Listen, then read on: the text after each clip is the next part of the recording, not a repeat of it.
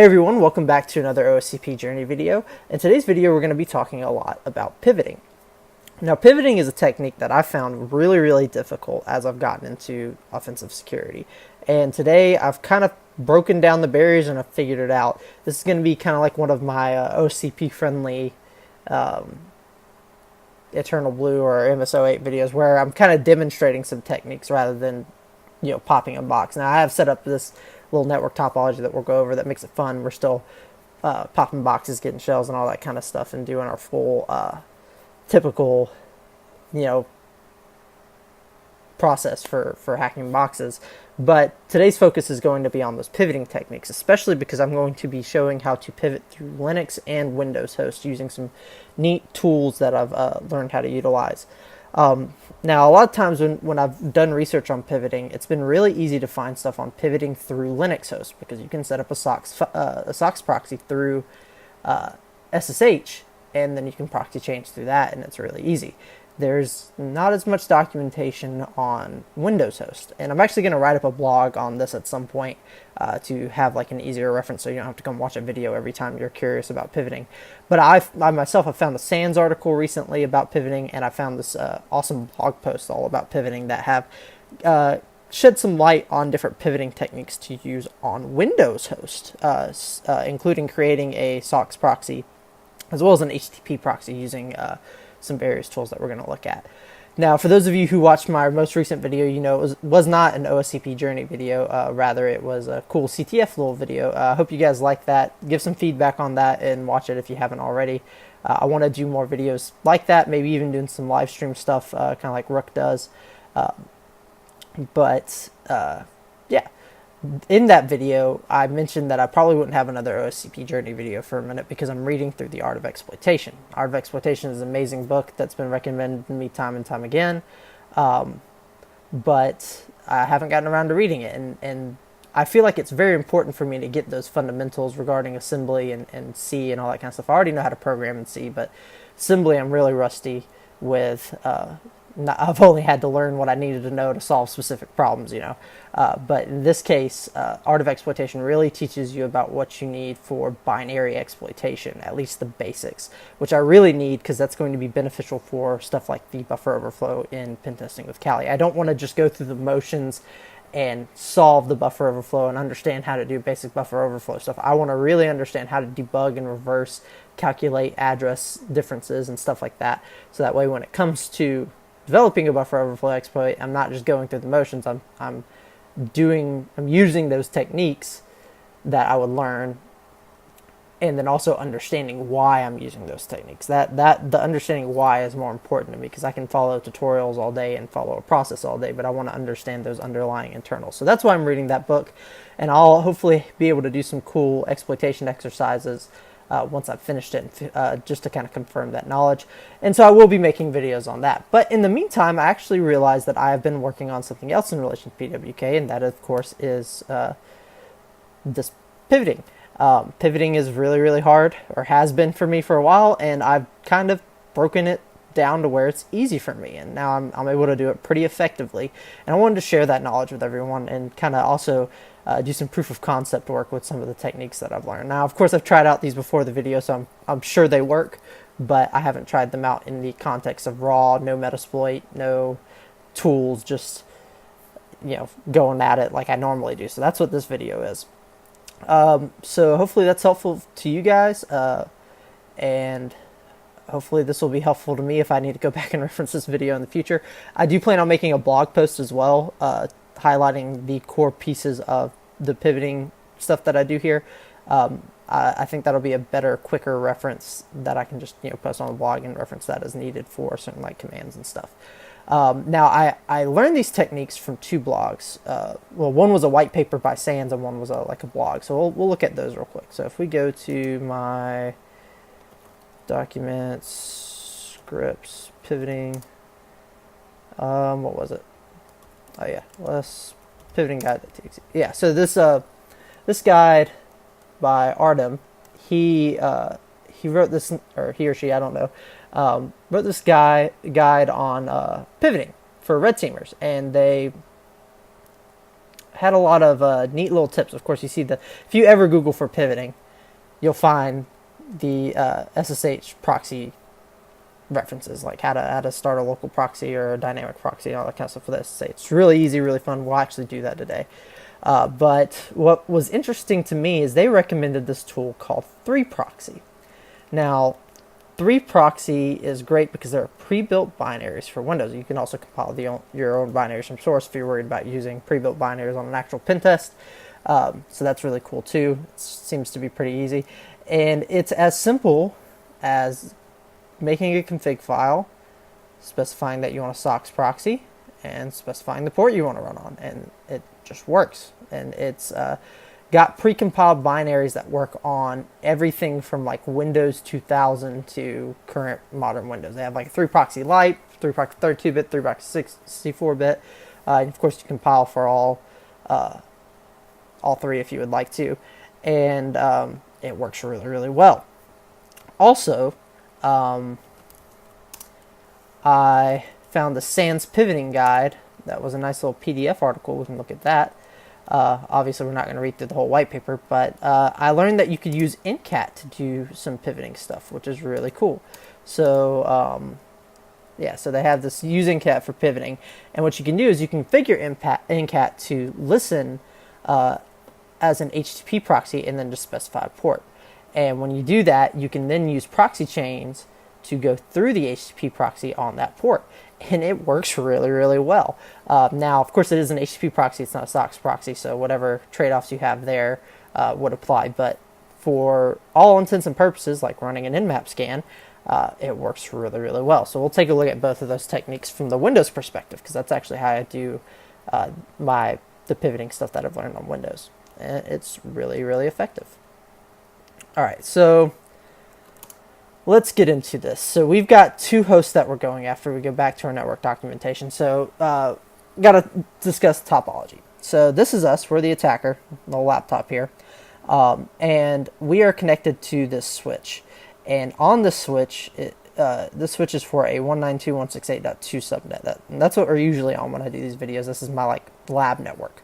And then there's a vulnerable host here that's also connected to the switch, and another vulnerable host that's also connected to the switch. And both of these hosts can talk to me, and I can talk to both of these hosts because we're both on the switch. And this switch routes out to the internet and does stuff. Now this is just a generic topology. This part doesn't really apply. The only reason the router internet thing is here is so I can further explain another anomaly that comes along later when it comes to the network stuff, because obviously in my vulnerable lab, not everything is poking out through the internet. But yeah, so internal here, these hosts have a second NIC that is connected to this switch, and we don't know what the subnet is on this switch yet, but this is an internal network, and these two hosts are connected to it, and then these two hosts are also connected to it. Now we know there's two hosts, just to keep it simple, but this could be any number of hosts, but we know these are the two targets we're going after. We don't know what they are, where they are, or what subnet they're on, but we know they can talk to this switch, which means they can talk to these hosts. And then they can also come out through the internet, quote unquote, which means they can actually talk to us, because we can talk to the internet. But the thing is, because they're on an internal subnet, we can't talk to them. So you'll see that whenever I do like a net discover, once we find the subnet, we'll be able to see those ARP requests and replies, but we can't ping them, we can't curl web pages, we can't hit them in any other aspect. It's just they could see us. In fact, they could ping us if they wanted to. But yeah, so that's kind of how all this works in this particular lab scenario that I've got set up. So our goal is to compromise both of these hosts and use them to pivot through into the subnet and compromise the two hosts on the other side. So it's going to be a lot of fun, so let's get into it. So we're going to go after the Linux host first. So let's make a working directory here. We'll call this pivot video. Didn't really prepare for that, pivot video. All right, so we'll make a directory for Nmap because that's what we're going to start with. So we'll Nmap svc, so enumerate service version, default scripts, operating system detection, output all formats, and we want to go after 192.168.2.51.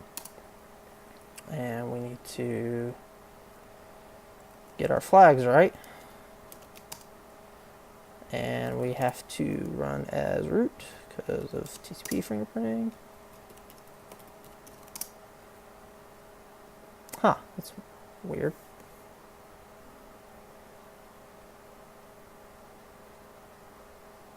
New targets were specified. What do you mean? Oh, derp. Alright, hold on, let me... Got my arguments wrong here.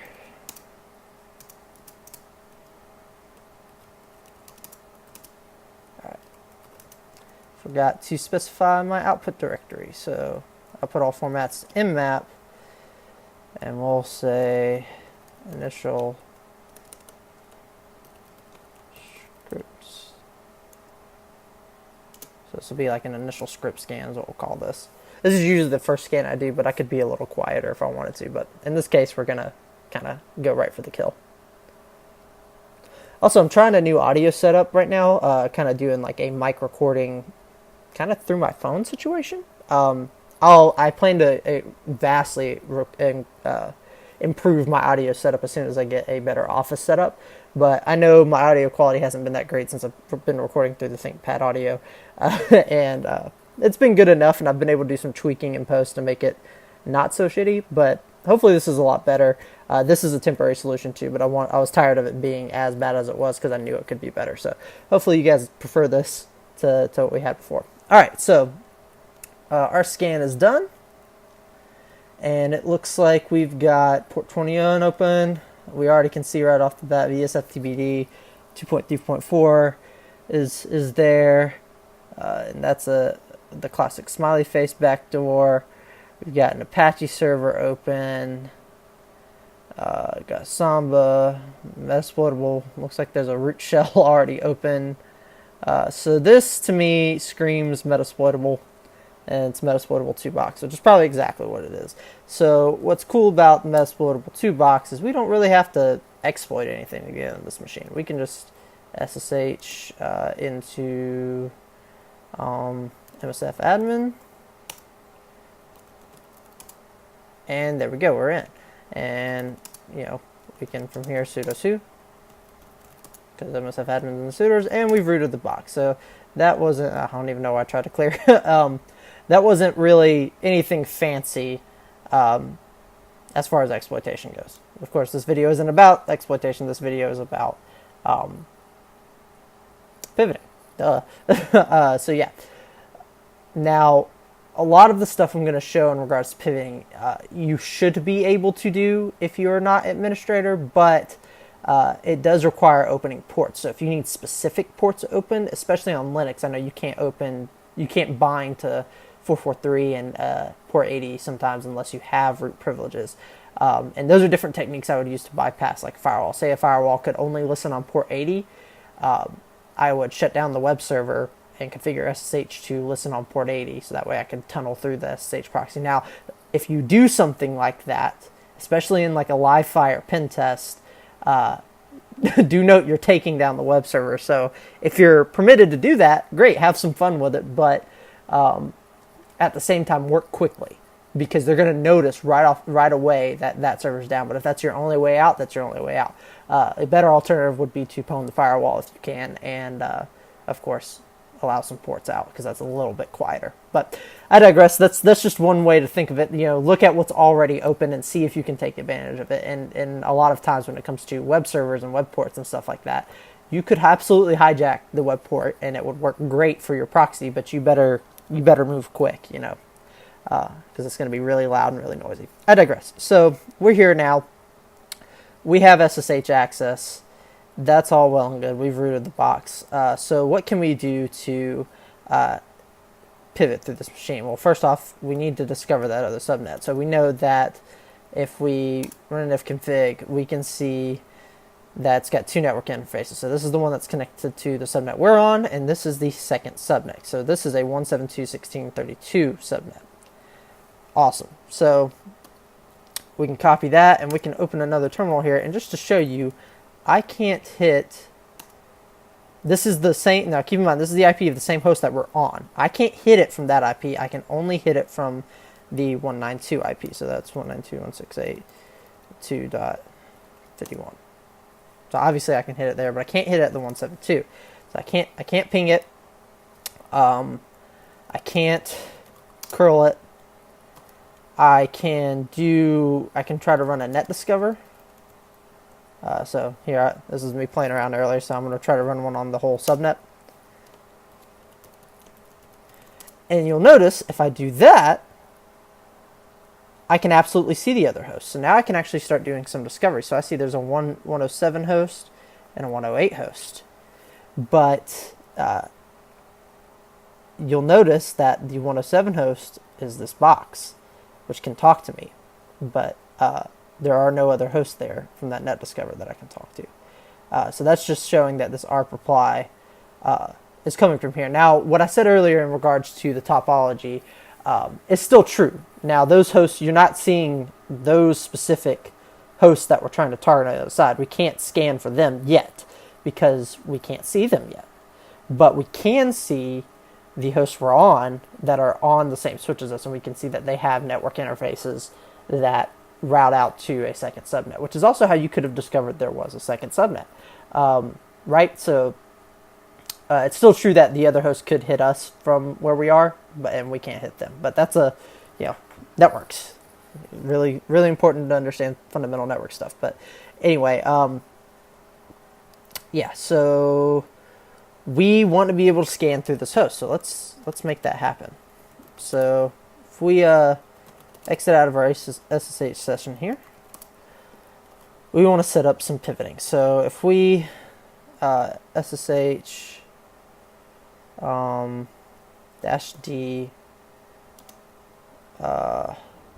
we want to be uber elite. So we're going to say, hey, set up a proxy on port 1337 and do it through this MSF admin box, this little SSH socks proxy here. And what this is going to do is open up a port on 1337 on our local host that will let us pivot through. So now we can say MSF admin, and we can also interact with this machine while we're here. So now if we, just to demonstrate that, let's go to 127.0.0.1.1337. Or, sorry, that won't work because that's a web server. Derp. If we SSH MSF admin at 127.0.0.1 on port 1337, I believe that'll work. No? What am I doing wrong? I think it's just doing the proxy, which means we should just be able to proxy change through here. I'm trying to remember some cool thing I did. I digress. All right, that's supposed to set up the proxy there.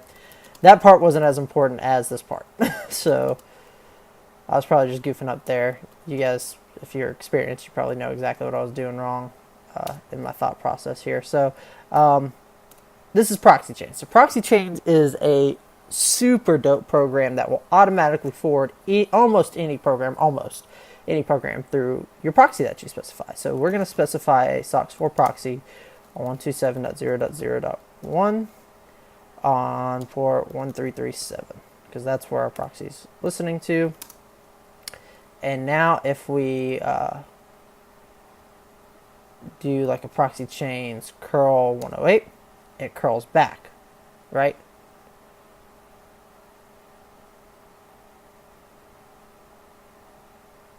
Oop, I didn't mean to do 108. I think I might have gave something away. Whoopsie daisy.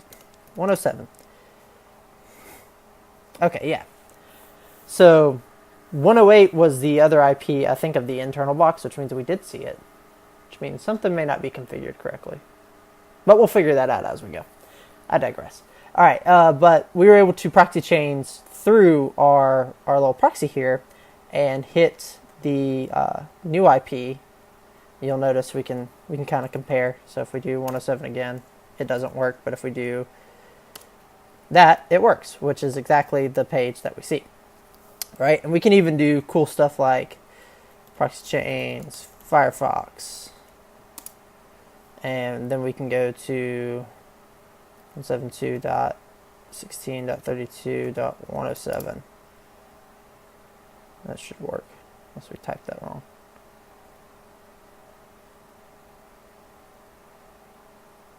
I think maybe it stopped running. All right, never mind. But you could go into, I could go into Firefox and manually configure the proxy there as well, which is awesome. So yeah, now we can start scanning for other hosts on that subnet. So let's do that. So the way we do that with Nmap is we say proxy change Nmap, and we have to specify TCP port scanning because it can't, or let me see if there's a good explanation. Let's go to Google, Nmap proxy change. There's a good reason why you have to specify these flags. I know you do, but I can't remember. I know ICMP scanning doesn't work. You can't do ICMP requests through proxy change. So yeah, so support for proxy Nmap is limited, especially you cannot do any kind of ICMP or UDP scans, no SYN scans, no OS detection. This means default Nmap commands you're using will not work. So the only thing you can really do is simple TCP connections, right? So you're limited, but you're a lot better off than if you didn't have Nmap at all. So you can really only do simple TCP connections through proxy chains. But that's okay. That's all we want to do for right now. So we want to do a simple scan of the 172.16.32. We want to do the /24. So we just want to do a simple scan.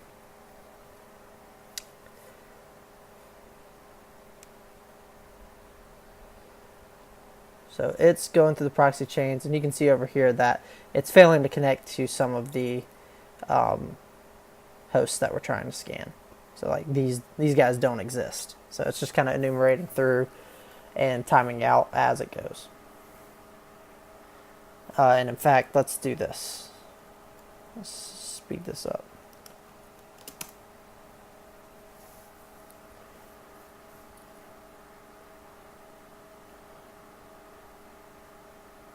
So now everything through proxy chains is going to be a little bit slower since it's got to route through another host. And so this is going to take just a minute. But I do need to do this. I can't shortcut and go through the discovery here because I actually don't know what hosts are on the other side. I kind of leaked one of the hosts, I think was .108. But with the exception of that one, I don't know. There should be the second machine on there if I configured it correctly that we have to deal with. Alright, so I kind of fast forward through that a little bit. While that's going on, I realized I could do something else as well. So I can do a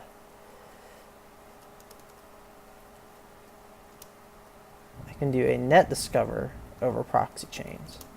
This should work quite nicely. Although I have to be root. This should be able to help us narrow down. Maybe we can even kill our Nmap scan. So we know we've got 108, we've got 173, 107. There are two 108s. Oh, wait, hold on. I'm having some weird discrepancies here.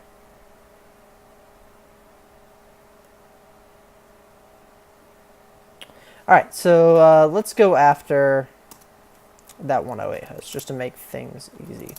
So we should be able to proxy chains 108 and scan this guy.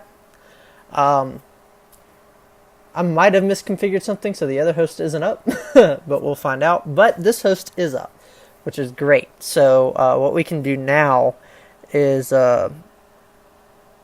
look at the data that we have provided here. So we know they have a port open on 22. So if we just try to SSH over to, remember we got a proxy chains. SSH over 172.16.32.108. Yes. Okay, no banners or anything like that, and we don't know what the password is, although we could have tried password, but that boy is not a user on that box, I don't think. Alright, so we've got that going for us.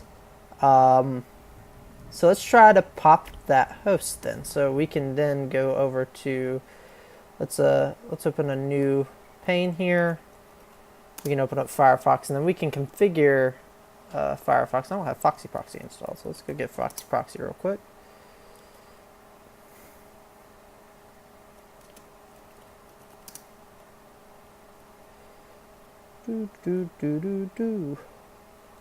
Alright. So we got Foxy Proxy. So let's go to our options and configure our proxies here. So we want to not edit that, we want to add one. Let's add a proxy. Let's go ahead and add two while we're here. We'll call this one Burp, because I know I'll need that at some point. That should be 8080.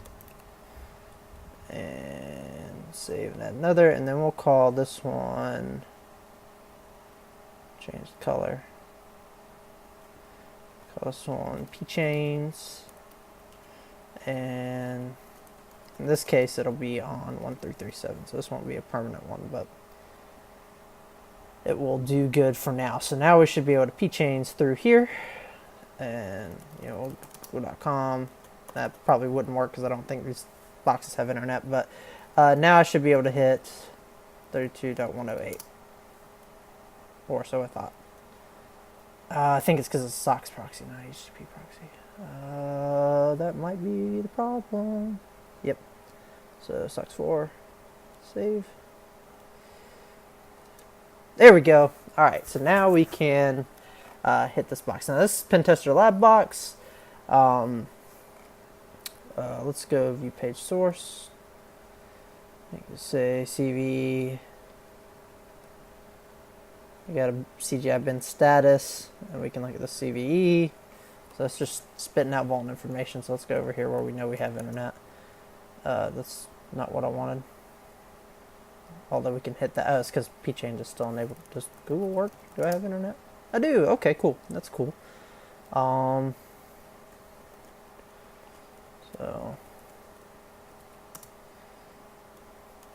So if you're familiar with this CVE, this is the good old Shellshock vulnerability, as you can see. So this is going to be the Apache version of the Shellshock vulnerability. So we can go check that out. So we have CGI -bin /status. And there we go. So we could whip out the good old Metasploit version of this.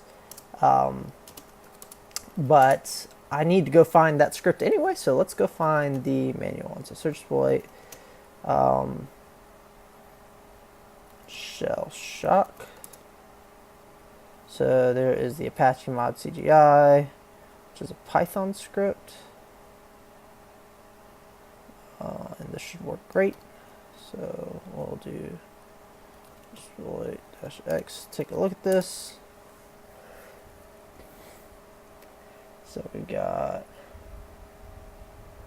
it's got proxy support too, which is cool, but we'll just use proxy chains on it. Let's see if that works. So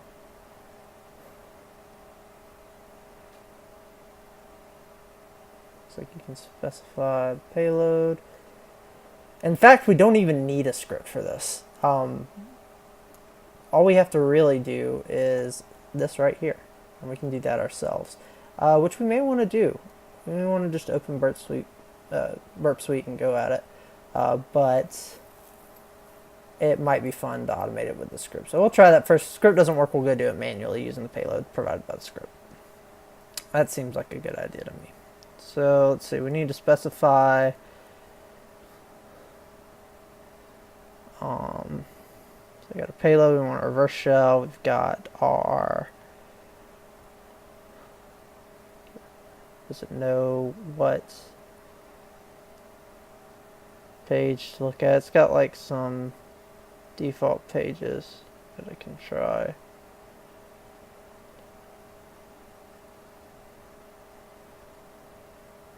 Okay, so I'll have to modify this a bit. No problem. So we can then search exploit dash. I think it's P. Maybe it's C. I don't remember my search exploit arguments. So let's look at dash help.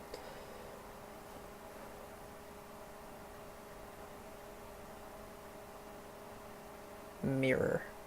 Yep, that's what we want. Searchploit -m. Cool. So now we can vim. Well, first we'll move it to shock.py is what we'll call it, and then we'll go modify this guy here. So we want to go here and add in our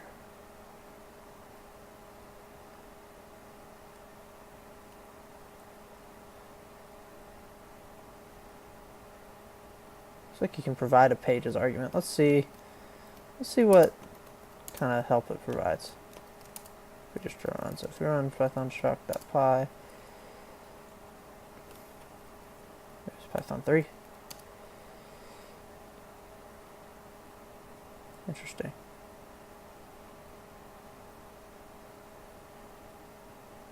I don't think this is the one I usually like to use anyway. I think the one I like to use is a PHP. So we'll go find that again. So PHP1 bash Shellshock environment variable should work fine. So exploit -m, and so if you say move this guy to shock.php, and then we vim shock.php. All right.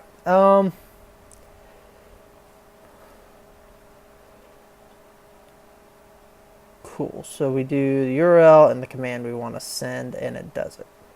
That's what I want. All right. So this should work great. So if we say php shock.php, don't have PHP installed. Okay.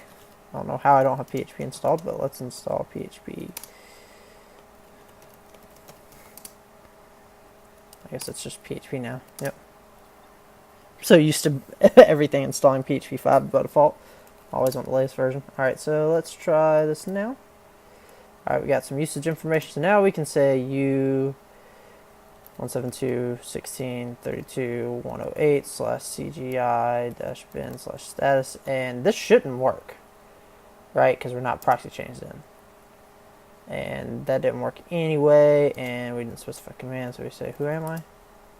Connection error occurred. Yeah, so that shouldn't work. But if we proxy change this,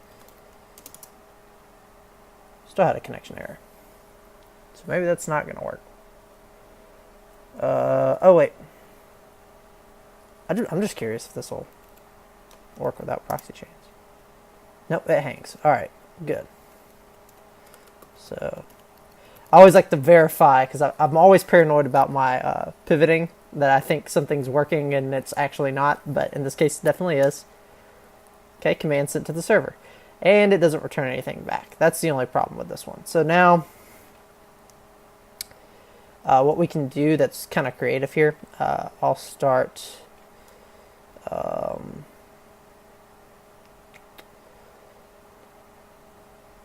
want to split pane down. How do I do that here? There we go. Let's say encat. So this should be able to talk to me. So I should be able to say encat lenp 338. We'll say, and then I should be able to do this. Excuse me. 192.168.2.186.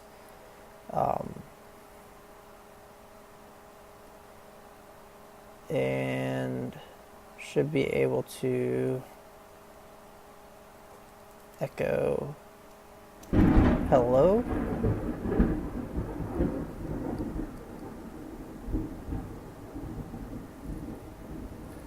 Should be able to echo hello into that. That didn't work.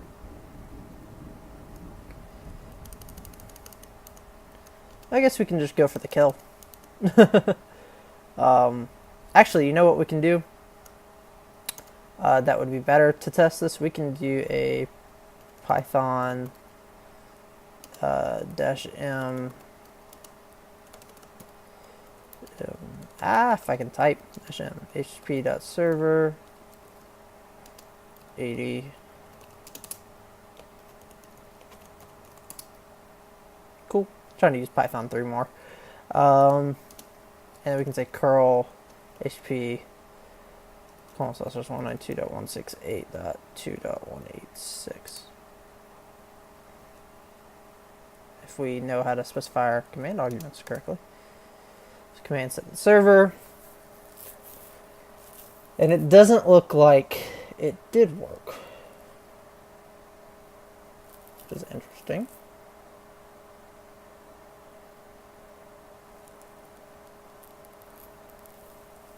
Alright, so I'm going to say screw all this fancy pants shit. Let's go straight to Burp Suite. So if we, let's open a new thing, we'll say Burp Suite.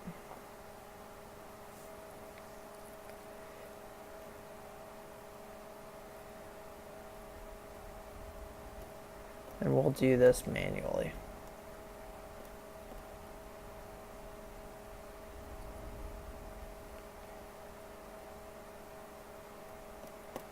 Alright, so we've got to set up some proxy stuff right now.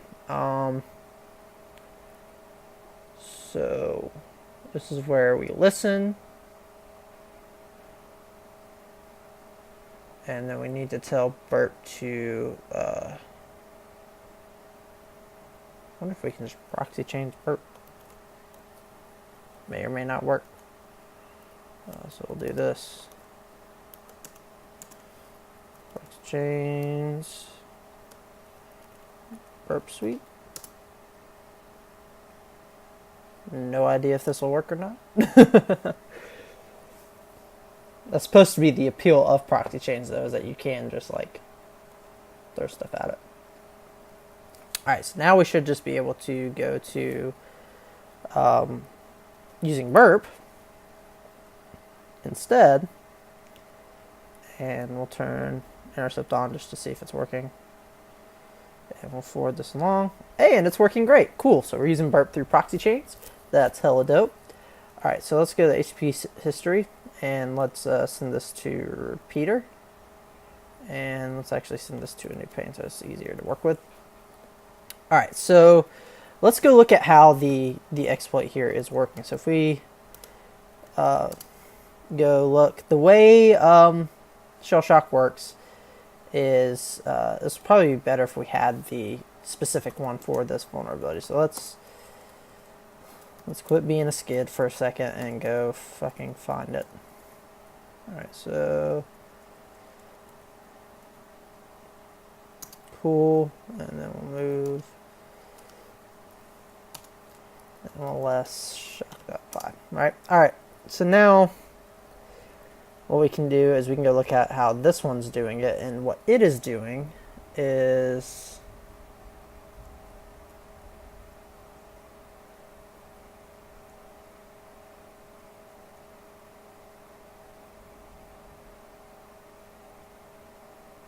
placing the payload. So we need this set of characters followed by whatever command we want. So we're going to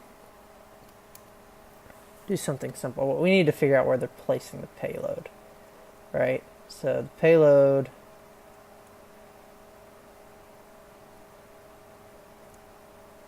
should be going in, I think it goes in the user agent string. It's just putting it everywhere. So it's putting in the cookie, it's putting in the refer.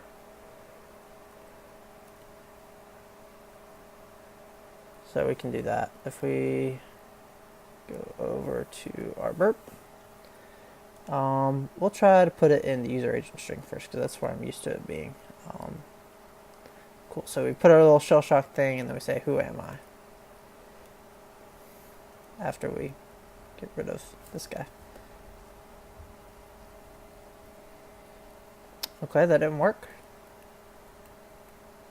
So, but it did return something different. So what we can do then is in our cookie, we can define a cookie. Who am I? Internal server error. So something is pseudo working. But there's something interesting that we're doing wrong here. So, I think that's what we're doing wrong. We need to be executing bin bash, right? Can't just execute a command. Oh no, what have I done? Let's go try to do it in the user agent again, because the user agent did cause it to throw an internal server error. Right, so that could be fun. So if we do this and we say, who am I? Still doesn't quite work.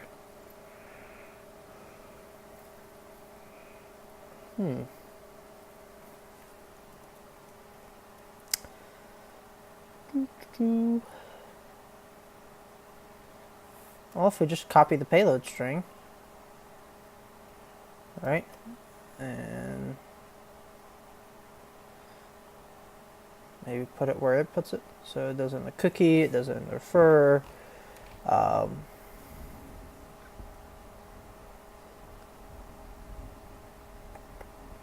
see here.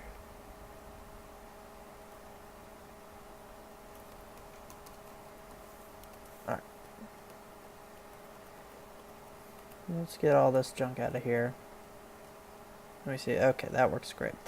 Alternatively, I know the Metasploit exploit for this works, so we'll go look at that payload and see if we can convert it, if this is going to be a pain in the ass. So let's go to cookie.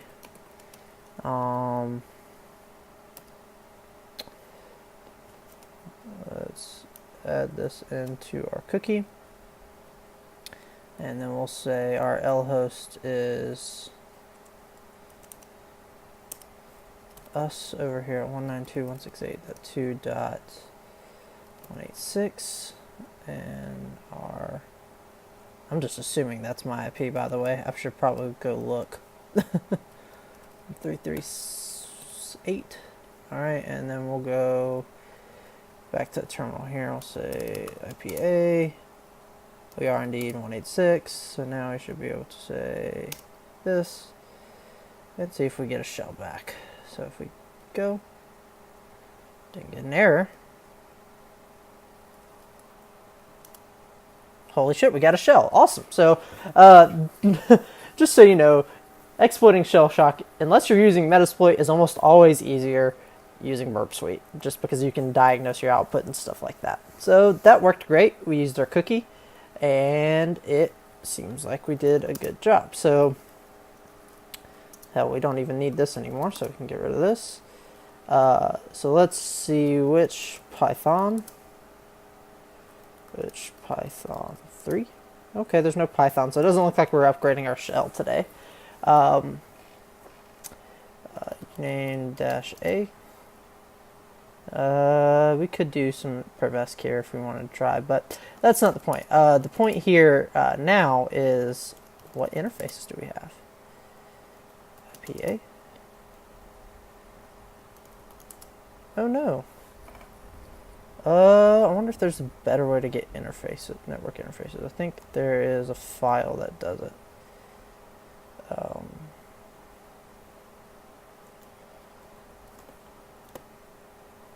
Get network interfaces.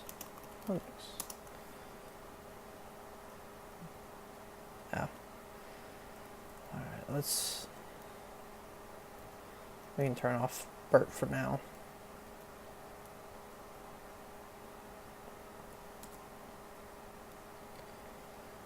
So, if config's not working, IP link show.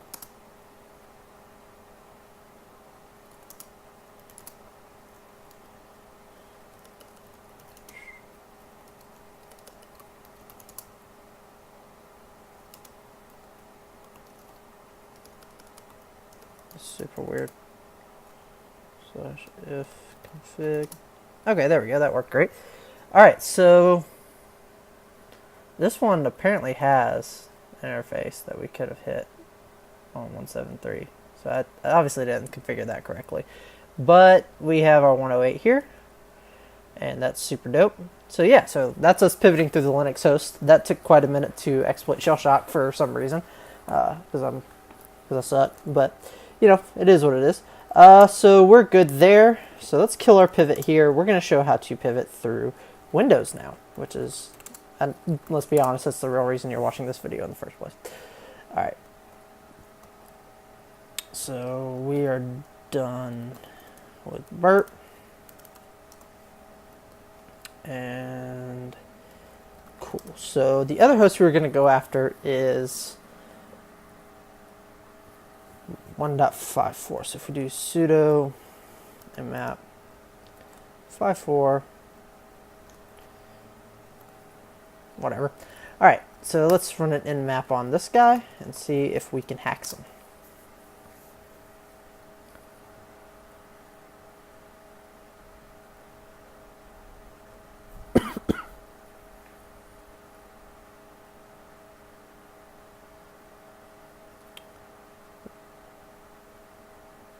This is taking just a minute to run.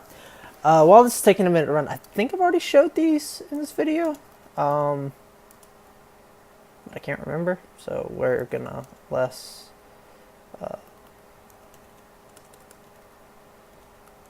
Oops, sorry. That's not what I wanted. Documents, pivoting, we're gonna less, pivoting guide.txt. So yeah, I think I've already showed this already in this video, but we're gonna take a look at 3Proxy. And to configure 3Proxy, this is all we need. In fact, I have already like a base pre-config in here that pretty much looks like this. And we're going to drop that binary on there, run that. We're going to show how that works. And then at the same time, we're going to also show the technique in the SANS pivoting article, which is super dope, using Netcat for the HTTP proxy.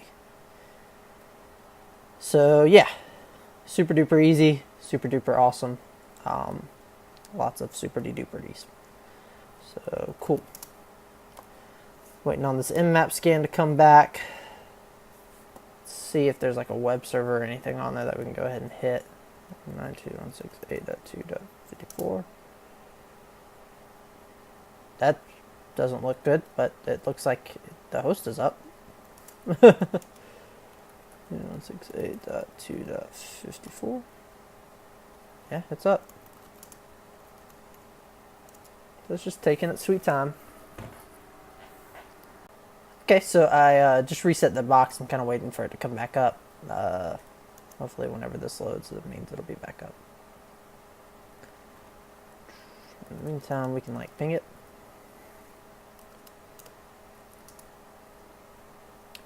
It's still booting up.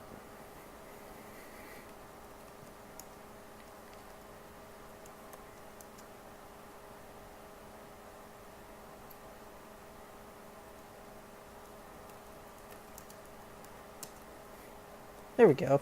Looks like the host is back up. So we should be able to hit this web server at some point soon.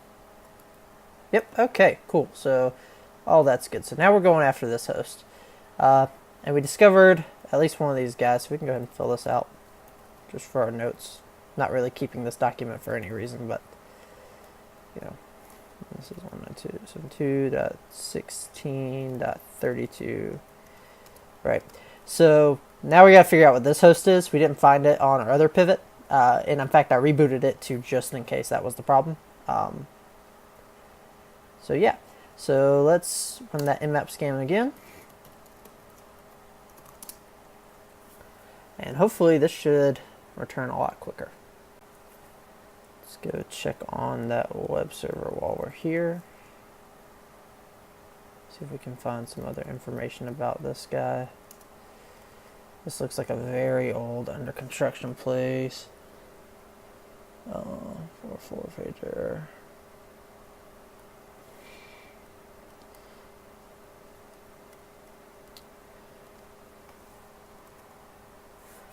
So we'll just wait for the script to return. Give us that sweet Recon info. I think this box, in fact I'm pretty sure, because I just set this up, this is supposed to be a Windows XP box, so this should be a pretty easy on. And this, I set it up that way for the purpose of demonstrating that you could use 3Proxy and Netcat distributable binaries on older machines. And obviously, if it works on the old ones, it's a good chance it's going to work on the new ones, and it does. But yeah, that's the only reason I'm demonstrating it this way. It's just proof of concept, because I know I'm going to be dealing with older machines on both the PWK and especially here coming up at PVJ, assuming I make the red team. I know from being on the blue team last year that a lot of the machines were older, and so being able to use techniques that apply on older machines is going to be a godsend, especially if I want to keep using my tools from the command line here on Linux like I'm accustomed to.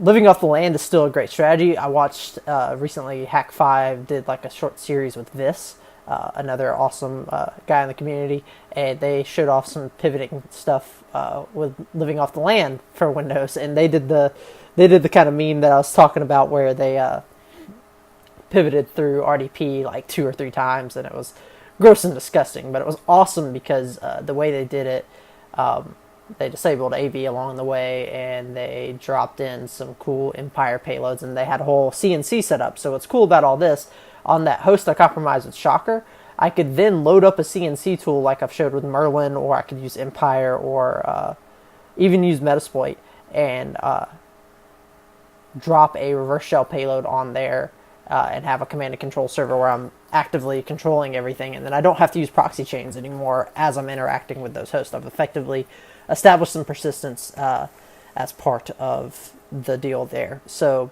that's something cool that you can consider doing. That's what Vis kind of did. Vis lived off the land, and he used like tools like ARP and like the Windows SMB stuff, just seeing if he could use single sign-on credentials and stuff like that. Basic Windows networking stuff that's built in, and it was super effective. Of course, it was all staged in his lab environment, but those are real-world scenarios that you can encounter. A lot of times when you're on a domain, users have credentials to access multiple things. So if you've compromised one machine and that user has access on that one machine, as well as multiple other machines with the same credentials, well, then you've effectively compromised more than one machine, which is awesome. And then from there, you can use your command and control servers to justify your pivot. So you can do basic pivoting using things like RDP, and then pop shells back to a C2, eliminating the need for proxy chains for Recon. Now, if you do need to do further Recon, if you're not having as much luck using living off the land tools, that's where this type of pivoting comes in handy. But keep in mind, once you've compromised a machine, you can see other hosts on the network. Use what's there and see if you can just log in, see if there's credentials. Because if there are, you just log into other machines and spawn shells back to your command and control server. So yeah, that's how that should go. I have no idea why this is taking so long. Okay, well there we go, it finished. That took an extraordinarily long amount of time. I can't even talk. Alright, so cool. We got port 25 open for SMTP, port 80 open that we already knew. 135, 139, 443, 445, 1025. We know this is Windows XP. So yeah, so what I always like to do when we go after Windows XP is give good old MS08067 a try. So we're going to try to do that the non-skid way, just to make sure I still got my bearings. I guess it's still the skid way. There's never not the skid way if you're using pre-rolled exploits, so don't judge me. Do judge me that I can't spell.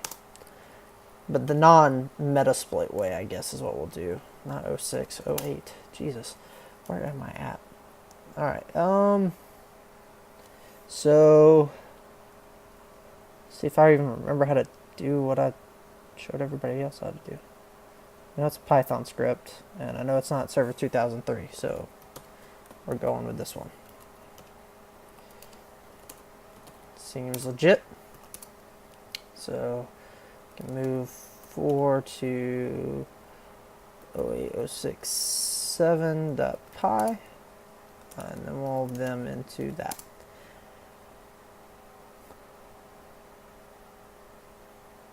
Awesome. Yep, this is it. So now we have to generate our shellcode. We'll do that using Venom. Look at me not using my Vim commands like a scrub. Alright, so we'll do this. still getting better at them. I just started using it. Me and my buddy went on like a craze to configure our VIMs. That's why mine looks so cool and pimped out, or at least I think so. But I'm still getting used to some of the actual useful features like programming macros and deleting multiple lines and all that kind of crap. So yeah, so bear with me as I struggle through that, and my video is still learning. So, all right, gotta do some configuring. We don't want Meterpreter. I want to do this hardcore mode with just a shell. So reverse TCP 186. In fact, we can do this even more hardcore and not use Metasploit at all. I think I talked about that in one of my videos. A lot of people kind of lashed out because the title was without Metasploit, and I still technically use parts of the Metasploit framework. Like now, I'm using MSF Venom and stuff like that. I think I've touched on this before, so I'm not going to rant on this for forever. But just to demonstrate that you can just use any old shellcode here that you want. I'm generating an MSF Venom, or you don't have to use the Metasploit, not any old shellcode. You can use any old shellcode you want. You just have to configure it correctly for this particular script. What I'm trying to say is you don't have to use a C2 like Metasploit. You can just use Netcat, and you can use that you can do that by using a stageless payload. Jesus, I can't talk. This is how you would use a stageless payload with MSF Venom. So we're still going to generate our payload with MSF Venom, but that's about it. So we'll keep it on 443. Actually, let's increment 1339. We've used 1338, 1337. All right, so now we'll generate our shellcode here. And we'll actually write this to a file that I can then go copy stuff from. No, we'll just print it out on the screen. Fuck it. Cool, so we're generating here our MSF Venom payload that we're going to use as our shellcode. There's our shellcode. Super duper cool. We'll copy this out, and then we'll vim OS67. And then we'll go find where our shellcode is. Oh shit. I'm going to have to redo that and make this easy on me. I think it's dash. I think it's var equals shellcode. Maybe. Could be wrong. Gotta remember my arguments here. Give that a second. Nope, that wasn't it. It's dash V.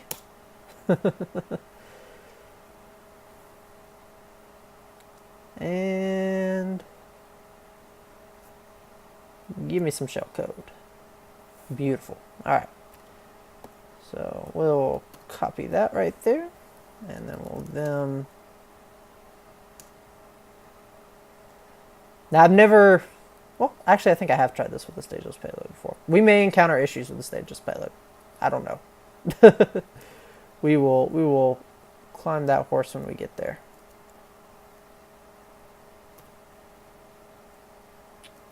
Okay. Oops. All right. Looks good. So now we should be able to hop over here, specify a ncat listener 339 and Python. I think we have to use Python 2 here. Wait. Yep. Okay. So our target is going to be 192.168.2.54. And I believe I need to specify switch 3. Maybe it's switch 6. Shit, we need to look at this. Oh man. Alright, so I'm not sure where the switches are. So we'll just have to scroll through here until we find them. Okay, so 4 is service pack 1, 5, so yeah, 6 is service pack 3 NX, which seems like what we want. So Python 2 192.168.2.54, switch 6.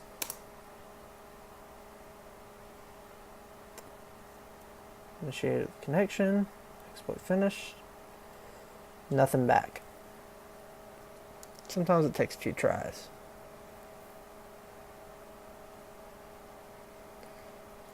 And try option 7.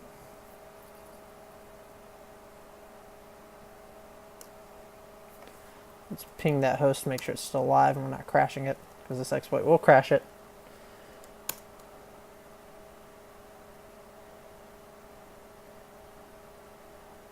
Alright, so I've got a feeling it's got something to do with that stageless payload. So we're going to open up MSF console and just bite the bullet. So let's generate our shell code the right way.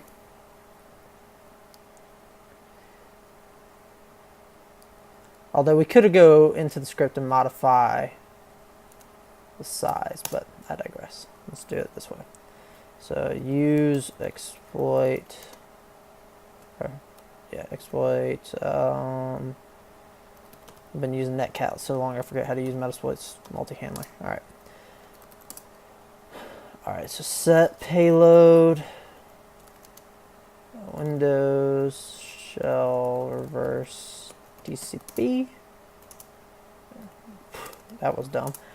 Show options.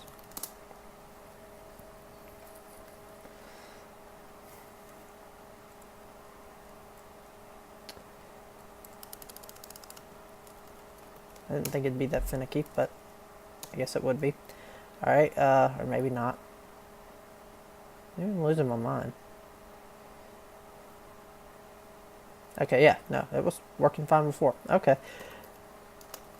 Set lhost 192.168.2.186. Set lport to 133. Yeah, I think we'd have to limit the size for it to work with the stageless payload. So yeah, 1339. Copy all this. All of them are stuff. Yeah, because if we pay attention here, payload size needs to be 380 bytes. Nop slips not included. So that's where we fucked up. That'll do it. If your shellcode's not the right size, it's not gonna work because it'll have too much crap in memory. Also, need to make sure we not screwing ourselves over. Alright, so now we should be able to run this and get a shellback. Oh, if we were listening correctly. Exploit-J. There we go. Now, should be able to get a shellback. If all's well, then ends well.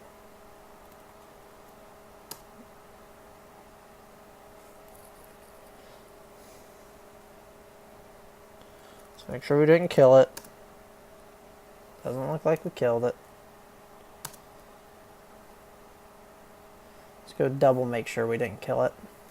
If this page has an error, that means we definitely borked it. Alright, so that looks good.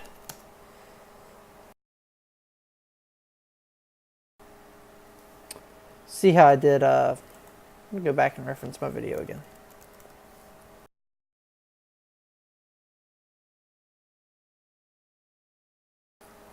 $380. Okay, so that is the difference. Okay, that's the key difference we're getting. I knew that had to be the problem. So see here, in the video here, I can't believe I'm like reviewing the video this way, but my payload size is 380 bytes, which is wrong when I go to here. I mean, that is right. My payload size is always wrong.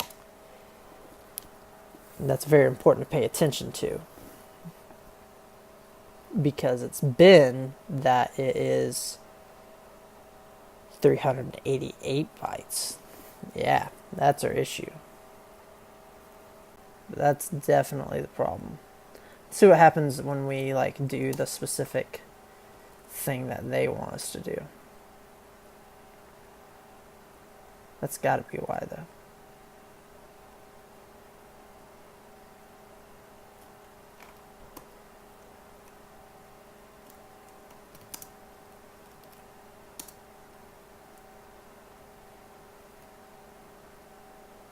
It's gonna bug out all kinds of ways. Super weird that it pasted like that, but okay.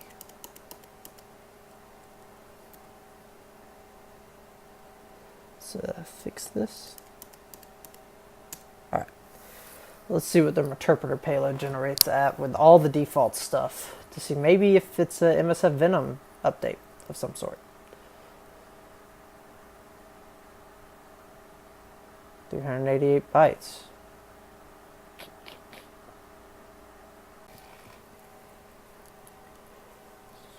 Specify payload size.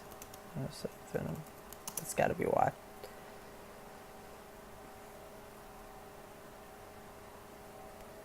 So let's see.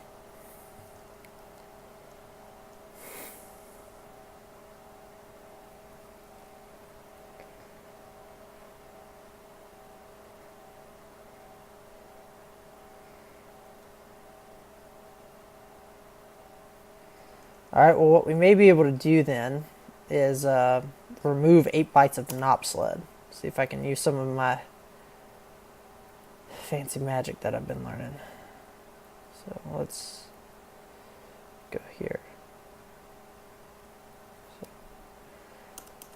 it's 1 byte, 2 byte, 3 byte, 4, 5, 6, 7, 8.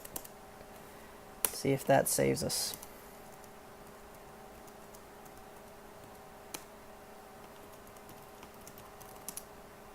Holy shit, that was it.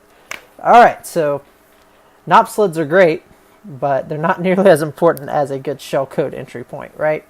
So I feel like maybe that's another fun thing we could try. You know, fuck it. Let's give it a shot. We've got our command shell open up here.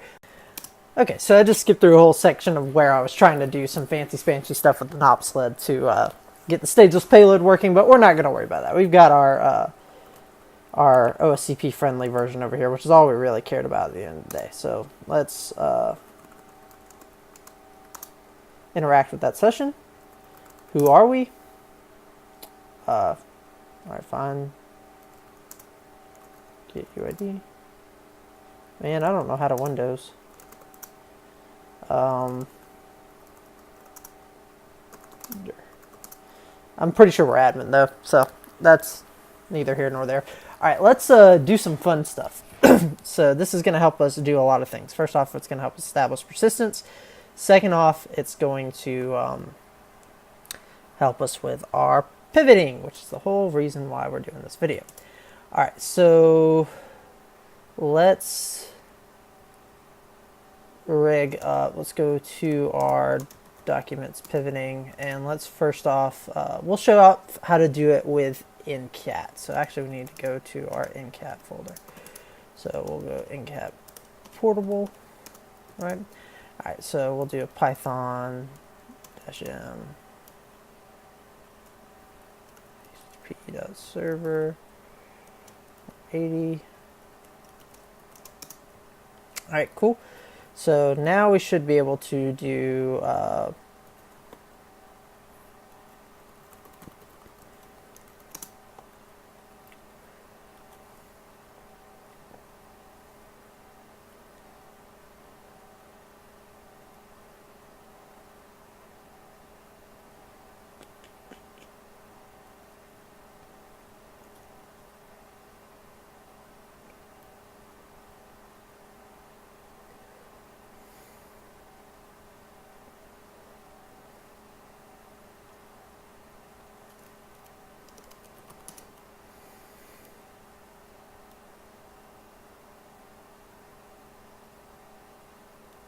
yep, this is what I think we want.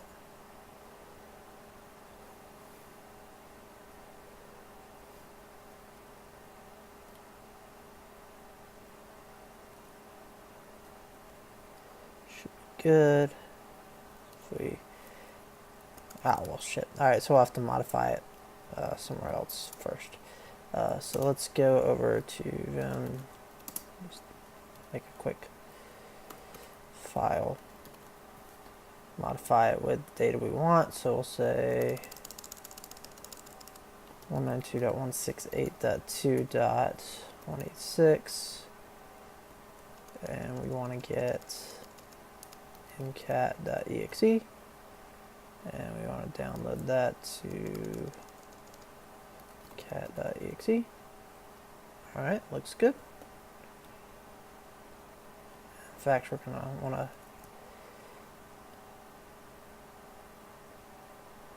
stick a PowerShell in front of that bad boy, and copy it out of there, copy it in here. Download string not recognized.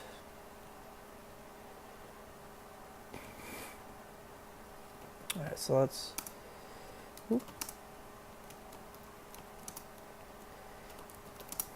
get where we can see what's going on. Oh, well, damn. Alright, so let's write this out here. So PowerShell.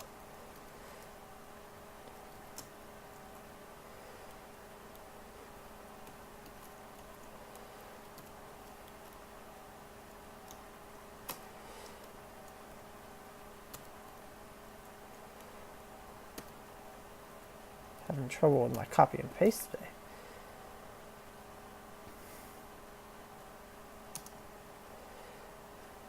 Alright, so let's do this.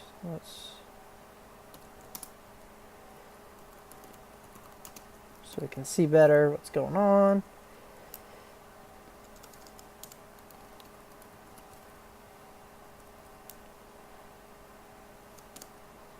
And 2.168.2.186/encat.exe, and then we should be able to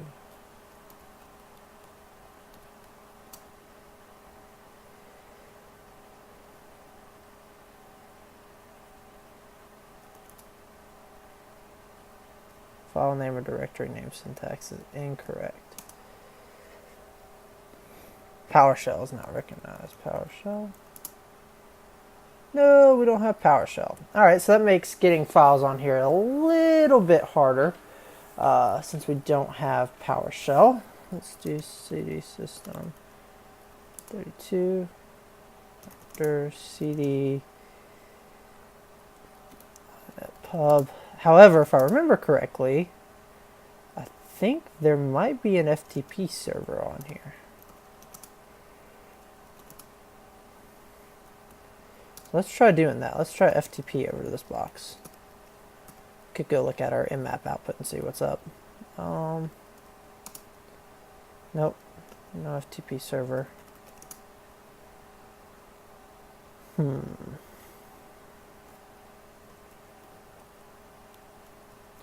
Download file cmd, no PowerShell. This is an interesting issue I've never run into before.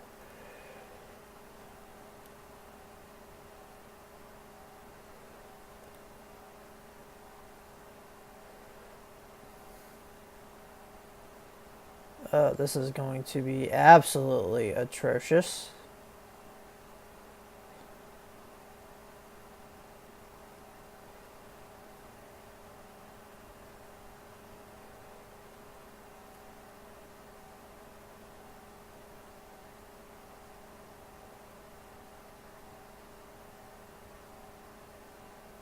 Okay.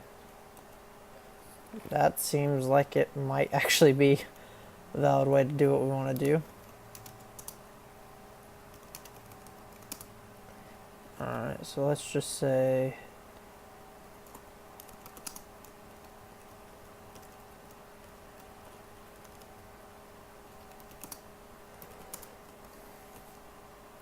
good thing we didn't try that.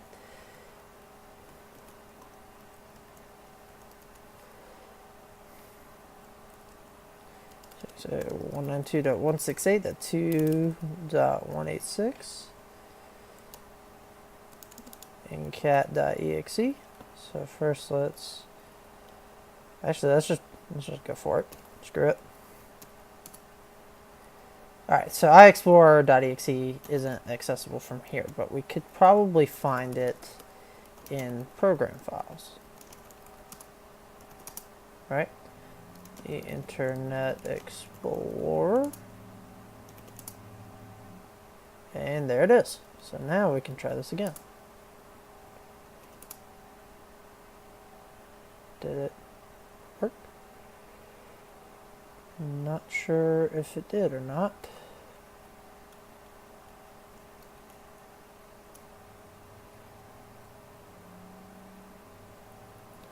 might have worked. We will see.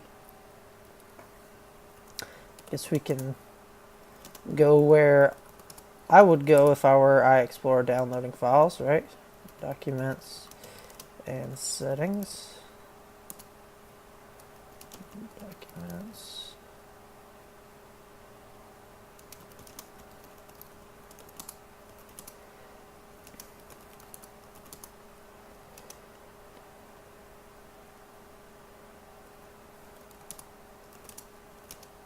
All users, maybe.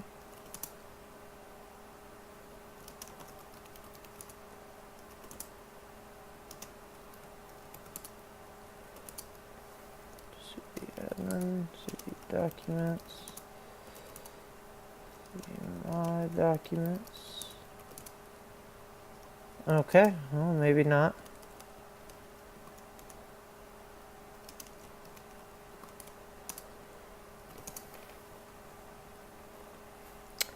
Alright, well, let's see if there's another way to do this.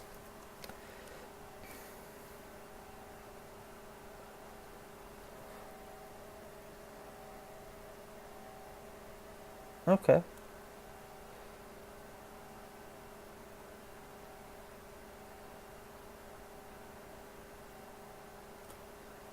So if we do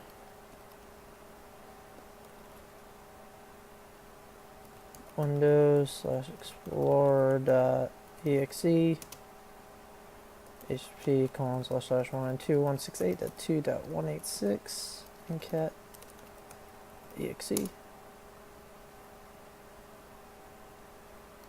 Windows Explorer.exe http 192.168.2.186 /Netcat exe. Alright, so that's not quite working.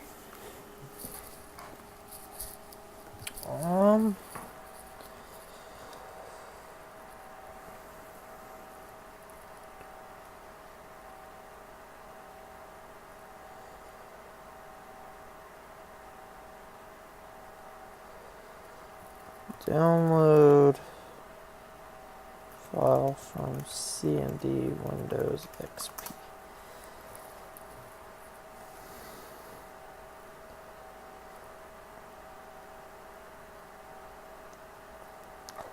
I know with Metasploit you could just upload it via, normal stuff. Ooh, I wonder if I can basics now. Yeah, it's gonna be difficult. Shit, I might have lost my shell just now. I think I was goofing around and unplugged my Ethernet cord. So that'll happen. That's also why this isn't loading. Hopefully, well, it'll be okay. If not, we'll have to go back and reconfigure everything.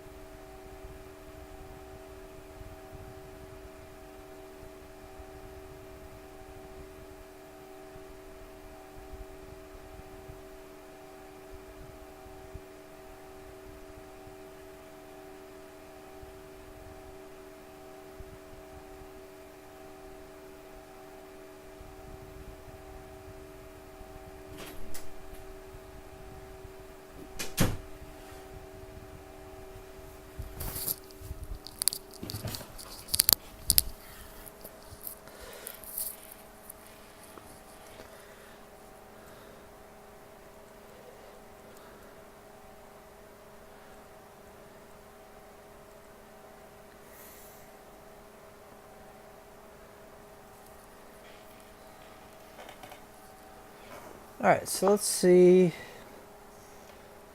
about Bitsadmin maybe? Oh shit. Okay, something worked.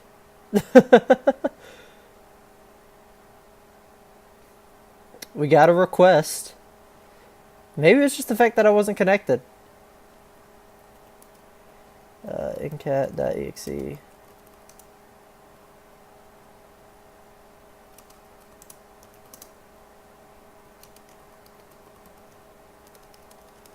Maybe it'll be in CD.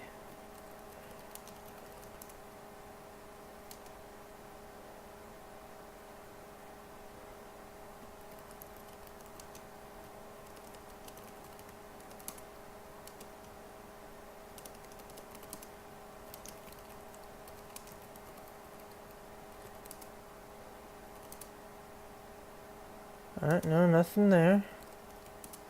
We got a request for sure.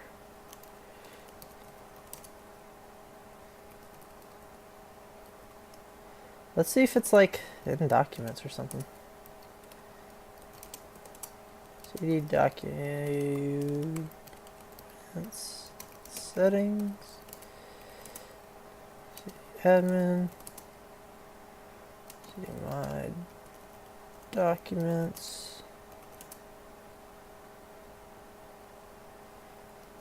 Nope. All users. Documents. Nope. Okay. So CD Windows. So we got a request from explorer.exe. Oh shit. Having all kinds of trouble. Alright, so screw that.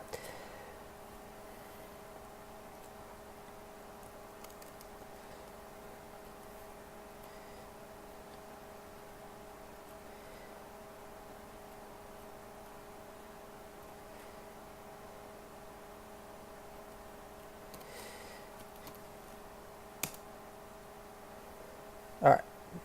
Let's see if that worked out for us, any? Nothing from there. But if we go and do program files,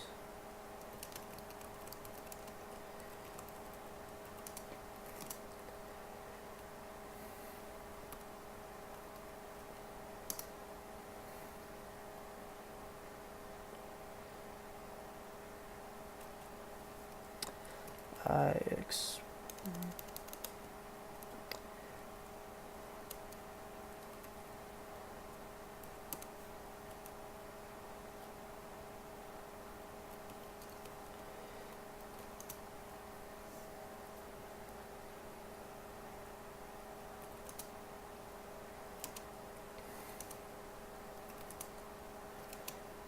don't know why I got a request then if it's not working.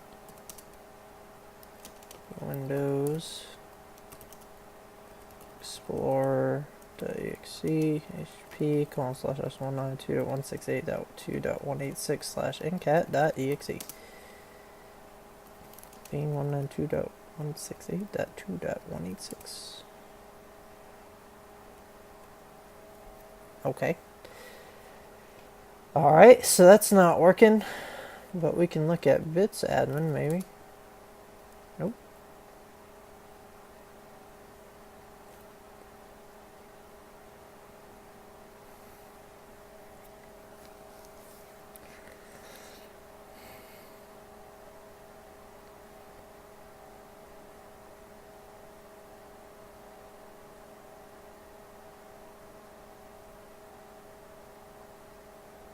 Okay.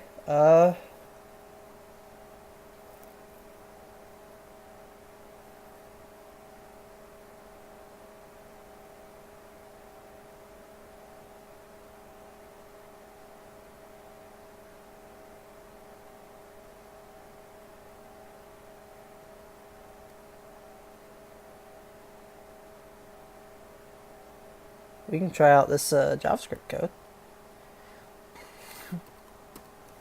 That might work out pretty well. In fact, we can see just how it's working. Try it. Looks like there's some cool win request stuff going on. Alright, so let's vim thing.js.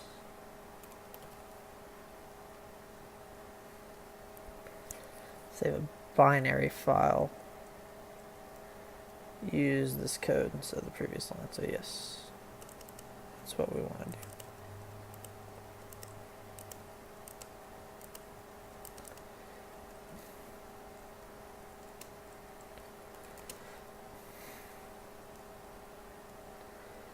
And we will write ncat.exe.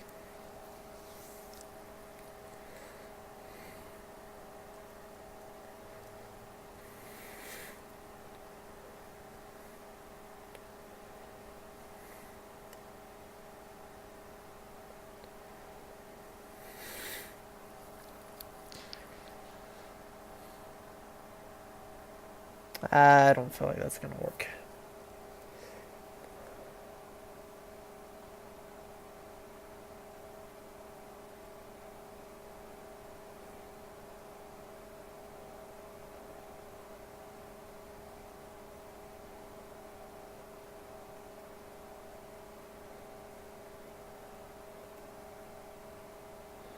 Yeah, we could try to enable FTP.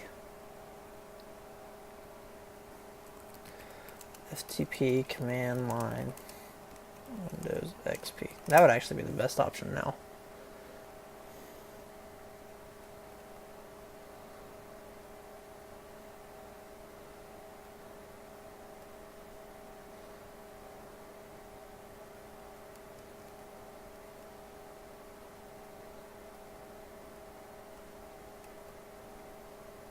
Server.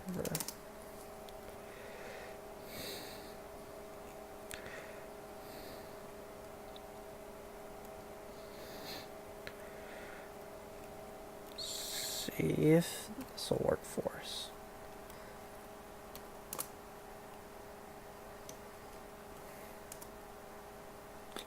Net is not recognized. Users?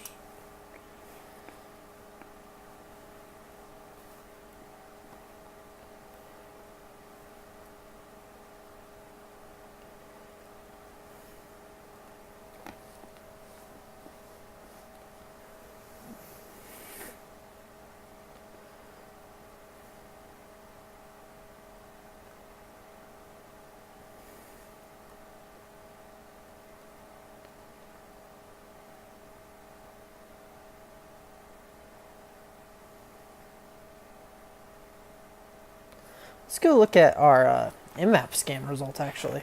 So let's quit this.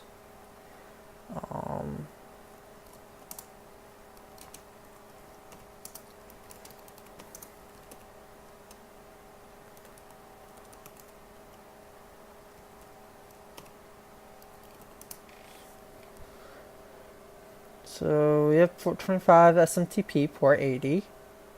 Right. HTTPS server as well. So if we go to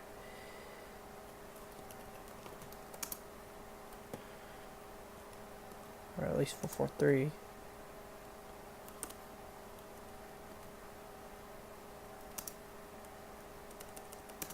Okay, maybe not. Maybe not.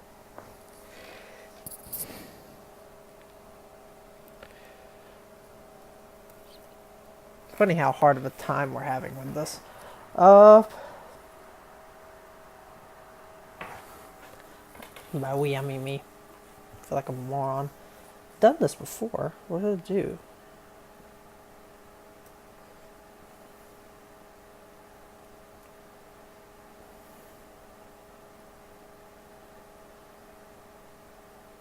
Okay, we can try to enable RDP. So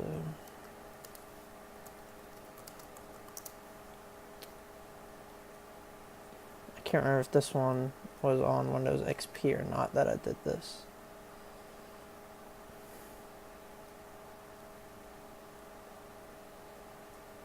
No, I think this was Windows 7.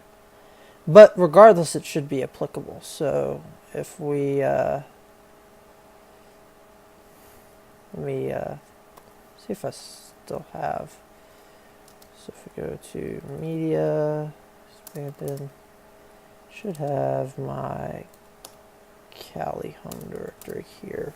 I have a backup of some stuff. And part of that backup would be my script. So if I go to my scripts and I need enable RDP Windows.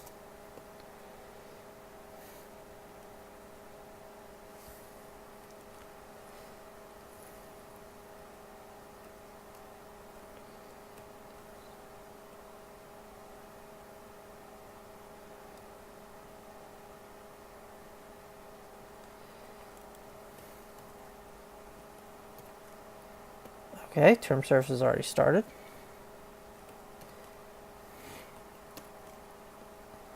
So that's good.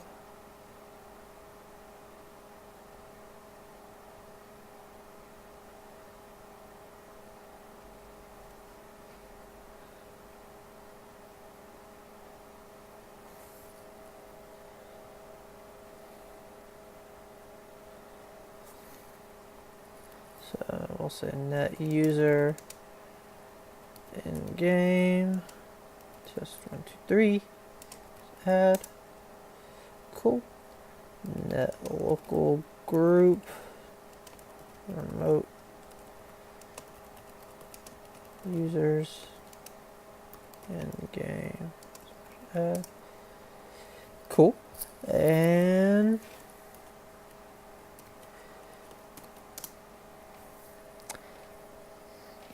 cool. And then we just enable this. And theoretically, we should be able to RDP in. So now if I say our desktop, shu in game dash p dash 192.168.2.54 test 1 2 3. Awesome. All right, look at that. Using our post-exploitation stuff. Yeah, we'll disconnect admin. I am the admin now. Off a funny meme. All right, let's pop this over to 4. Actually, let's kill this for now. And test 1 2 3. All right, cool. So we're loading up now. Now what we'll definitely be able to do is just download shit with Internet Explorer. Wow, this is way more complicated than I ever intended it to be. But we're getting it done. This is why I do this. All right, so let's do sudo python m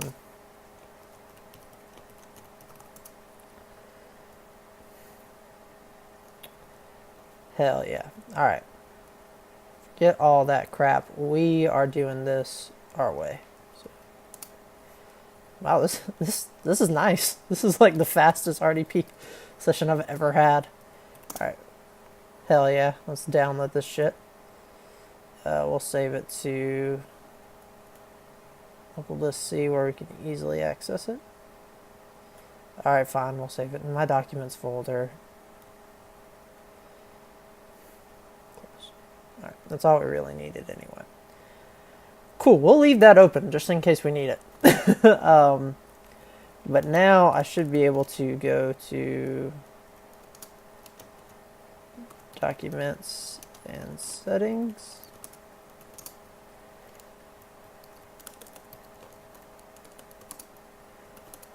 Holy crap, that was complicated. All right, so my documents. There we go. And just to make sure it works. Hell yeah. All right, pivoting with Netcat. Easiest thing in the world. So let's go reference that paper we've had over here. So all we have to do is enable proxy, HTTP proxy, and we'll listen through it. So we just listen on whatever port, specify proxy type, and it's really that easy. So What we do need to clarify real quick is that, all right, this is connected to that second subnet at a 102 address. So that's good. We didn't break that. That's working as it should. And just to confirm over here, we cannot, I guess we're done with this for now. Get a better view over here. We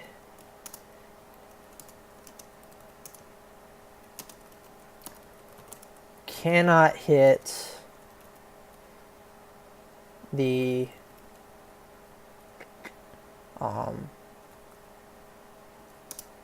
we cannot hit that. We can't curl it or anything. And even if we were to use proxy change, so like just show that we can't curl, and even if we were to use proxy chains, it's not working because that proxy chain is dead.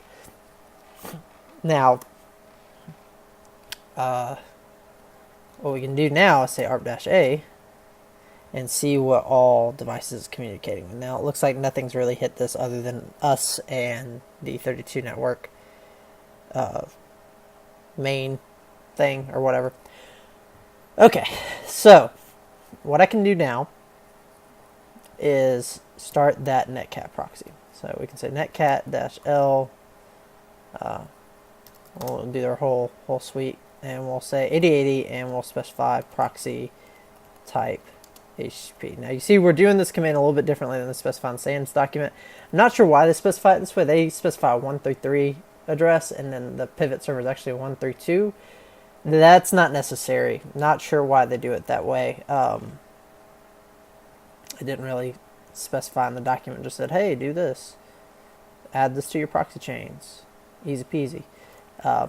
Could be a typo. I don't know. But we're going to listen here, and this command works just fine. And then you'll notice once we edit our proxy chain, so let's do that. Let's edit, not Pacman, proxychains.conf. Whoa. Then, let's see, proxy chains. There we go. Alright, so we no longer have this SOCKS4 proxy. So, goodbye.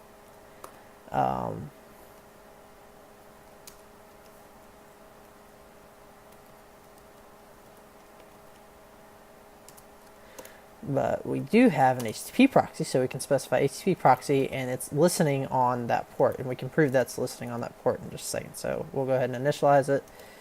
2.54 on port 8080. That's where we have a proxy set. Could have set that in any port that we have access to, especially since we have admin credentials. We can, you know, that's why I kept this admin shell open, so I can run things as admin, even though I had to go infiltrate.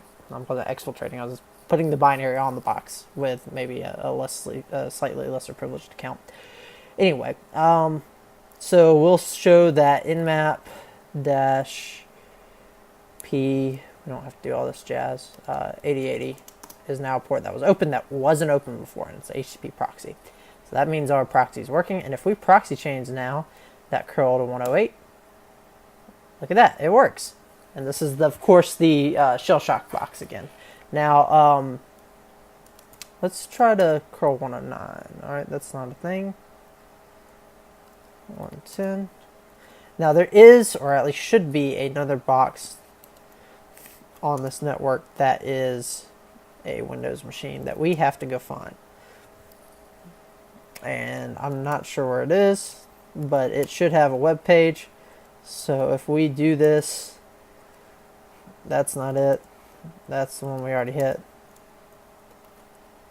If we just kind of enumerate through different IP addresses, kind of hitting curl and going, I could probably script this, but I feel like it should appear relatively soon, you know.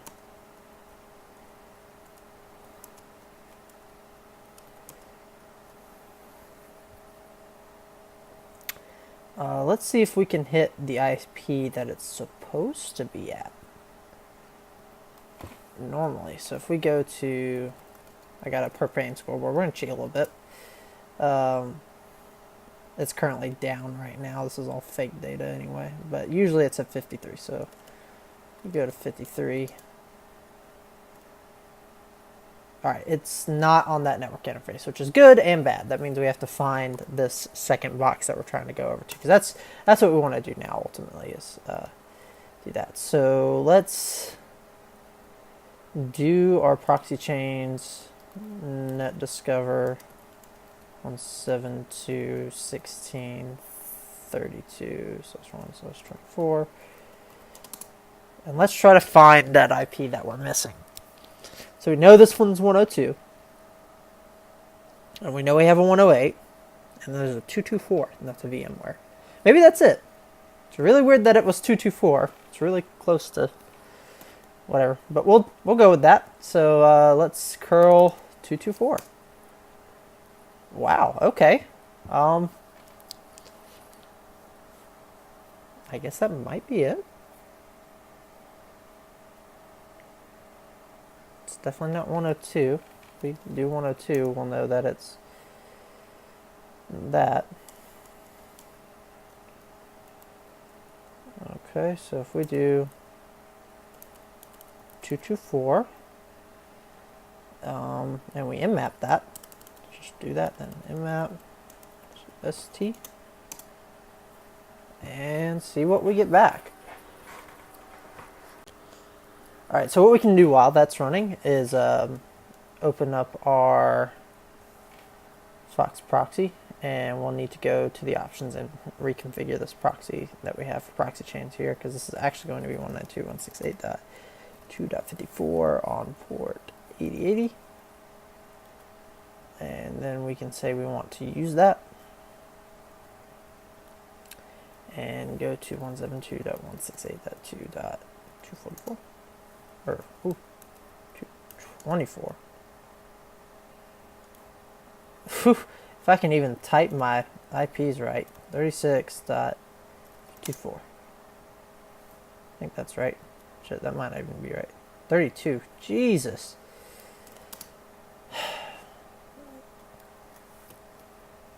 Let's say no more of that and do that. And we didn't change the proxy type, so that's not going to work. We got to change this back to an HTTP proxy. So that's what it is. There we go, it works. So that's definitely a web page. Not sure what device that is.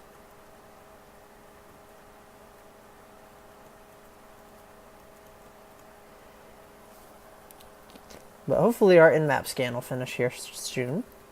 Relatively soon. While that is running, though, I do want to see if a very specific port is open. So say -p,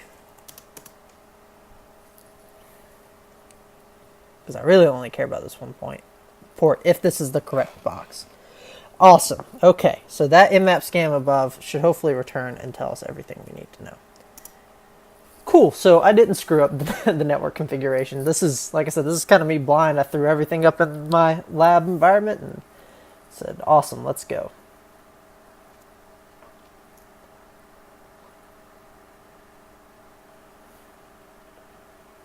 So we're going to have to wait on that to finish. But while we're waiting on that to finish, I want to talk a little bit about 3 proxies. So 3 proxies is the other thing we're going to look at after this. I'm not going to do a full Nmap scan, of course. It's just to demonstrate. But 3 proxy will give us that SSH proxy-like configuration. Now, keep in mind with all of these things, the benefit of an SSH proxy is that if you have SSH access into the box, you end up listening on localhost for you. So you don't really have to open anything new on the box. It can be a local port forward, which is great if you don't have sufficient privileges to have a port listening on the box like we do have here now with this Netcat HTTP proxy, right? So that's really great on Linux boxes. For Windows boxes, that's really hard to do. Now, on newer versions of Windows, there is an SSH server that is literally open SSH server. So theoretically, you should be able to pivot using a standard SSH proxy. Now, the difference is with Windows, and some Linux distros too, but more commonly on Linux, you find SSH enabled. On Windows, out of the box, SSH server is not enabled. So the likelihood that you'll find that in the wild right now, anyway, is a whole lot less likely than, of course, the Linux box. Now, in the future, maybe that'll change. But that's something cool to keep in mind too, because if you compromise a host like we did here and you're trying to establish that pivot, and it is a newer version of Windows and it does have OpenSSH, you can enable OpenSSH via the command line or via RDP and proxy chains through SSH. And that's a really good option. So keep that in mind on newer versions of Windows. Rather than having to drop binaries on it, you can live off the land and just use the SSH server that's there. And that'll be a lot cleaner. But for this old XP box, we didn't even have a way to download a binary on the thing without opening Internet Explorer. So that was a doozy.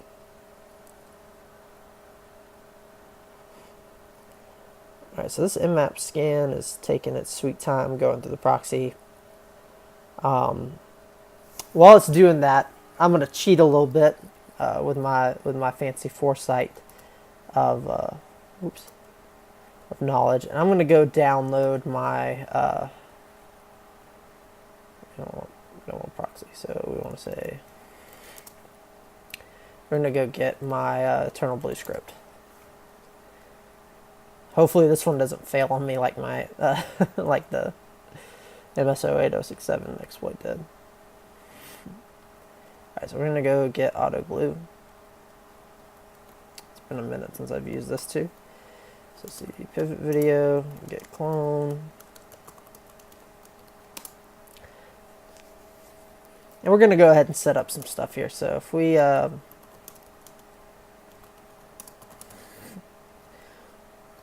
doing the shell code and we run our shell probe script. I think it's because I'm using my fish shell. Yep, there we go. Yeah, we'll do it with MSF Venom, and we want to connect back to us here on port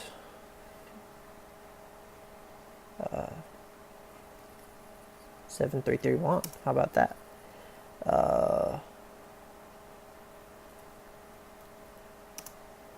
And we want to generate a random regular command shell. We'll let that do its thing. Uh-oh, we're having some errors with Python.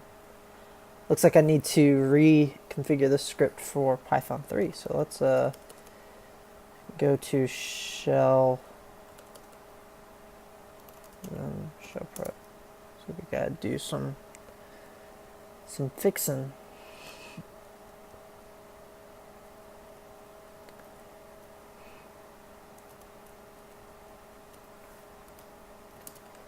So let's try that again. Yes. 2.168.2.186.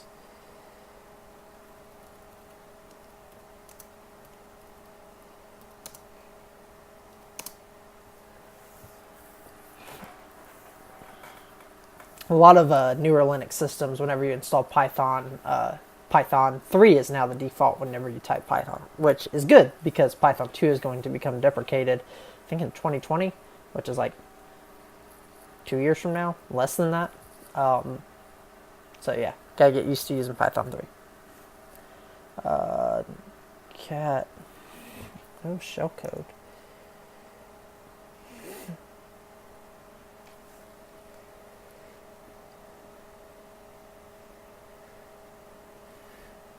That's weird that that's the way it is. I didn't change that.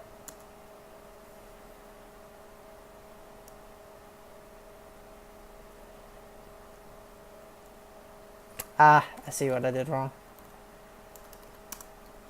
I didn't run this from the right directory. Or did I? And is my shellcode just not there? EternalBlue K shellcode. Maybe that's the problem. I'm losing my mind, y'all. This may be why shit hasn't been working. Oh, no, that's all. All that's good.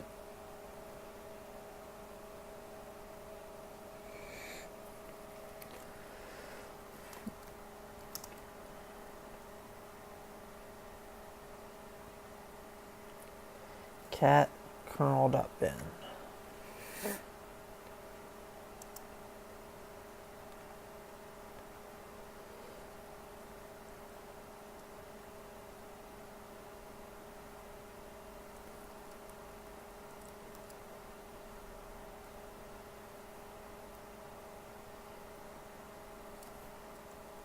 That's the problem.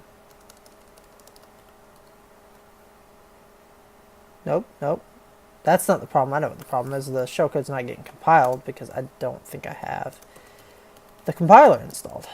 I wonder why it's not screaming about that.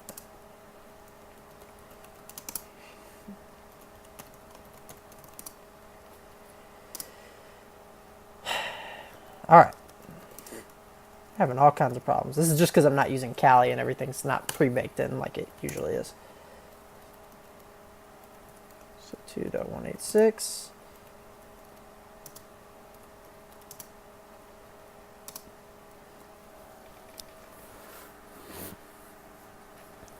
Now this should just magically work.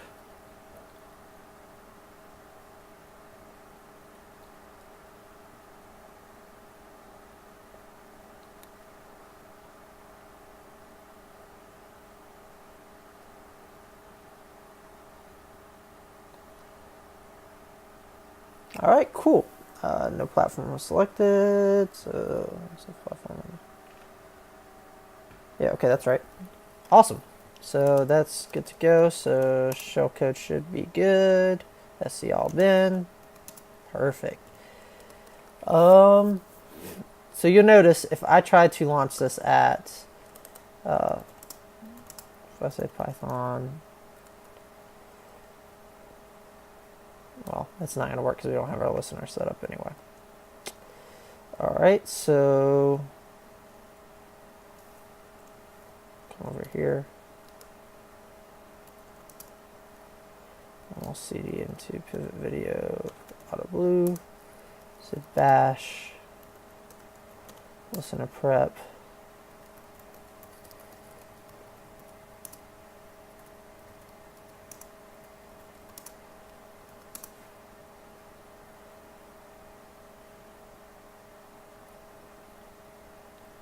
That's fine. Postgres is enabled already anyway, so no big deal.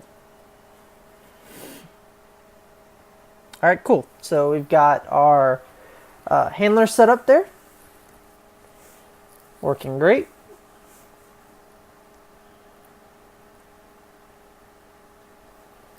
I think I'm gonna kill this Nmap and do a more specific. So we want to do 1,000. First 1,000 ports. Hopefully that shouldn't take too long.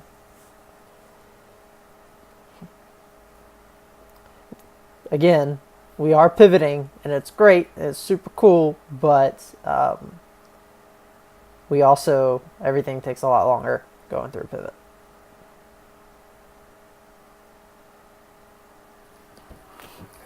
Wouldn't think it would take this long, but it does take a lot longer. I might be an idiot. I think Nmap already does like the first 1,000 ports. So let's do common ports for Windows then. So we know maybe 21, 23, 80, 443, 139, 445, 80. Maybe some of those are it.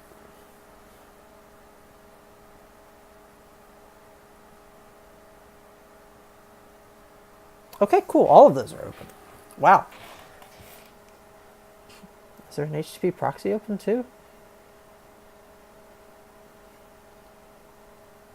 Huh. What's on port 8080? Oh, those two are closed. Whew, I'm an idiot.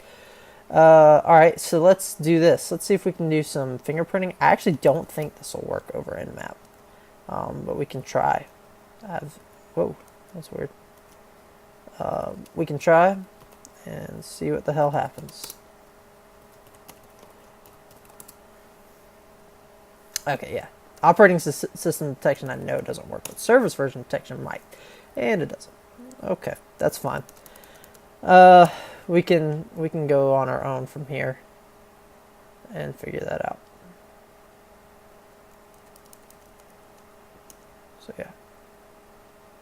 Alright, so we know 445 is open.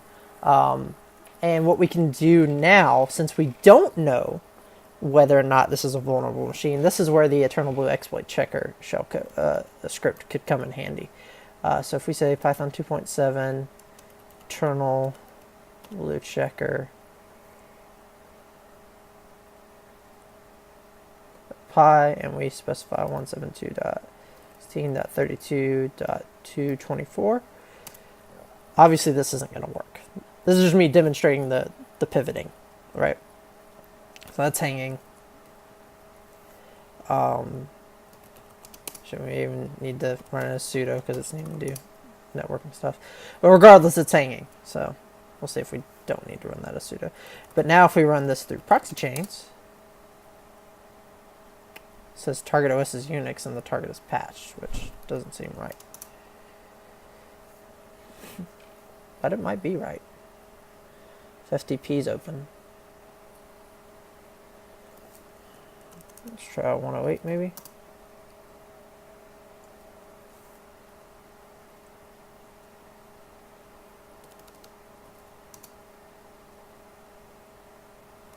Okay, 107. 224.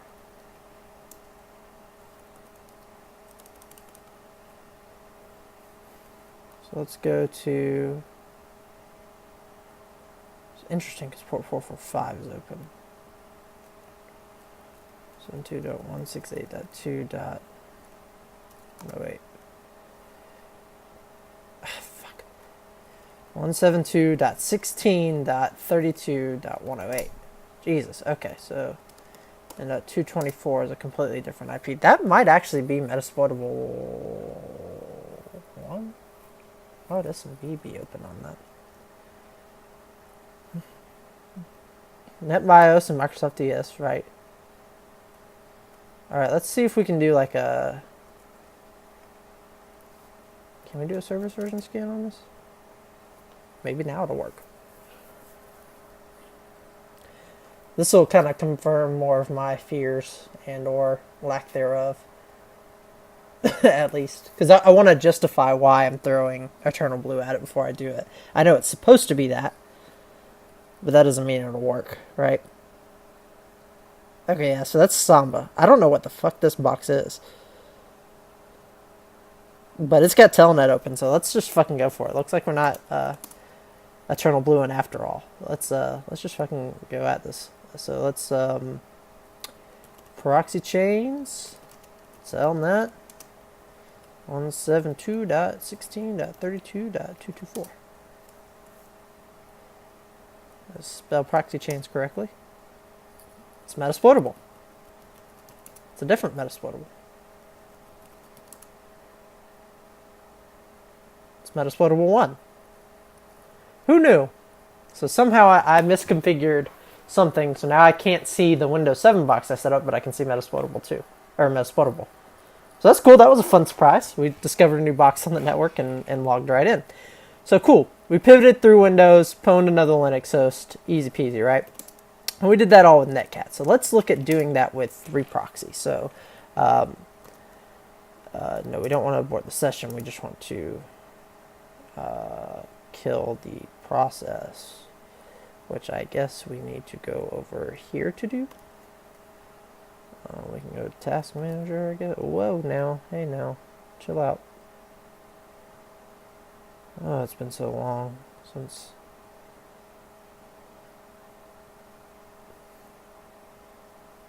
Task Manager. Okay. I obviously don't know how to use Windows XP. Task Manager. Oh.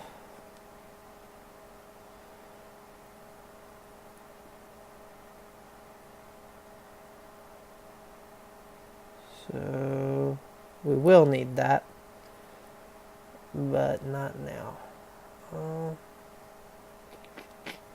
Let's go to my computer, show the contents. Let's go to program file, show the contents.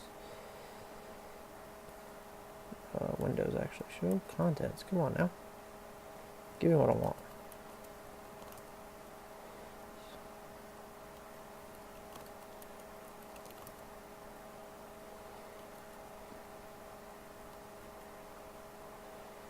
Okay, so cool. These are some things we can run from the command prompt. So if we go to CMD, So we go task list, task kill 3960.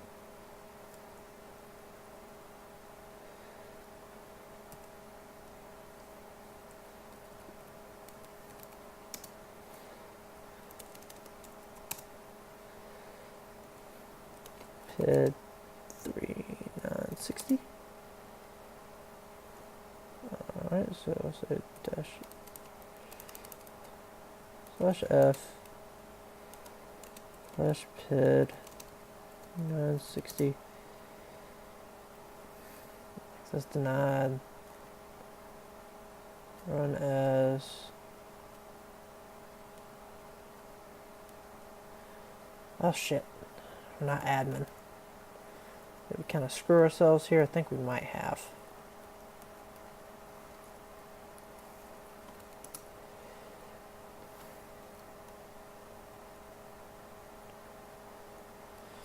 Yeah, let's abort the session. Well, shit. Alright, let's go get our shellcode back.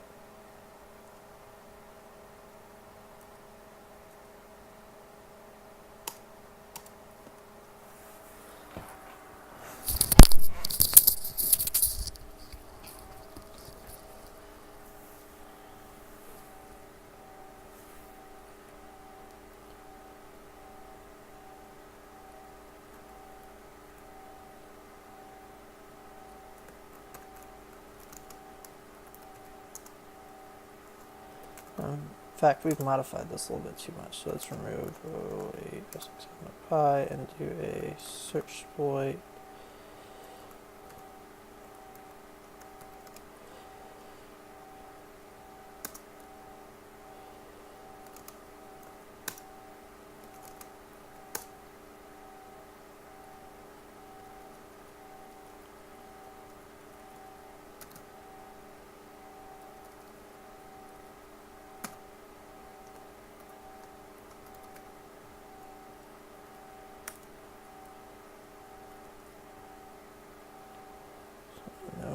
To remove those 8 bytes again.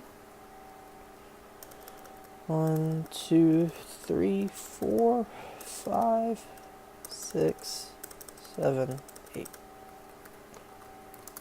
Alright, and then we say Python this.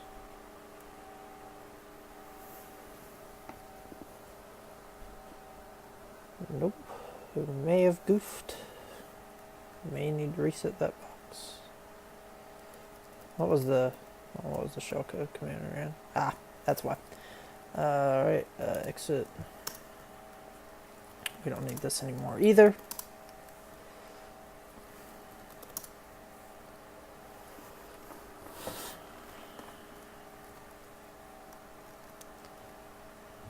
Oh shit. Alright, use exploit multi-handler.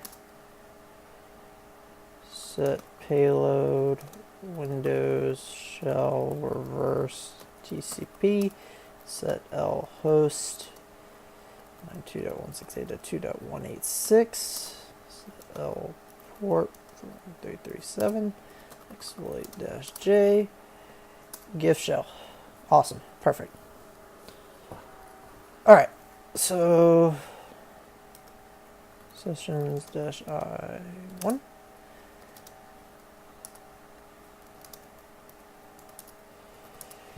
So we have our shell here, net user.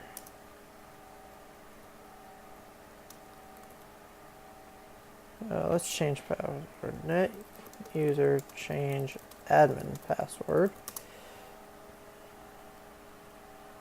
Sorry, proxy change isn't here anymore.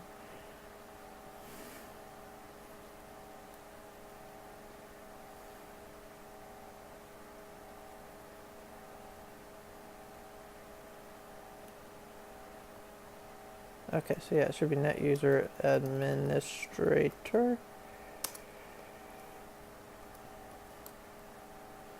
Subnet user administrator hacked 1, 2, 3. Cool. So now over in my rinky dinky thing here, I should be able to like run command prompts and stuff as admin.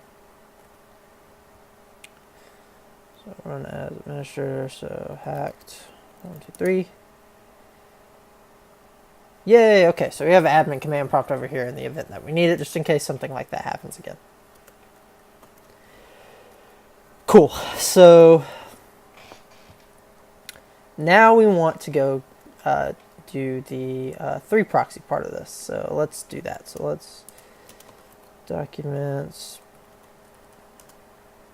C scripts, pivoting. All right, so we're gonna want to go grab 3 proxy lights. So cd 3 proxy light, cd bin, and we have this 3 proxy exe. There's lots of other cool stuff that's over here that you can use, but for the base configuration, we're not going to need all that. In fact, let's serve all this up on the same, or in one root. You'll see why we want to do that, because we want to download the config as well. So let's open up Internet Explorer. Let's go to our web server. Beautiful. Download 3 proxy. Save that. Close that. And then we need the config file. So I have basic socks config. That's all this is. I guess we can just write this out to a file. Notepad. Okay. Forget I can't just search. Alright, so let's see. All programs, accessories, Notepad. Bam. So that's all this is going to be, is basic socks.config. There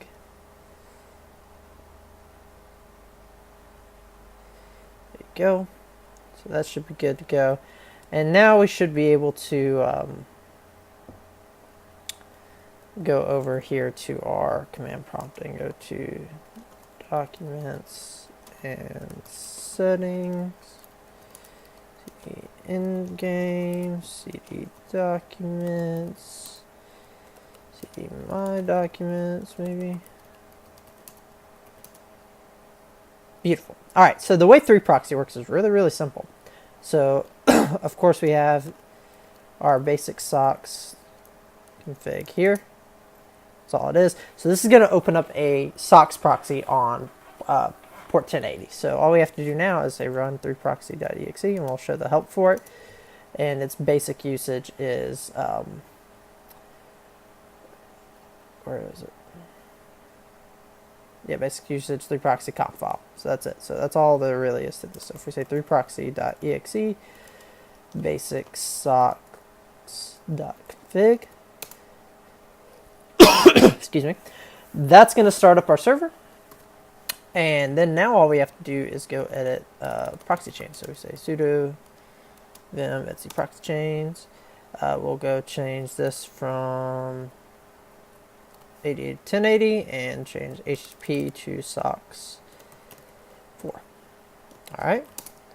And then now, much like we did before, we should be able to Nmap.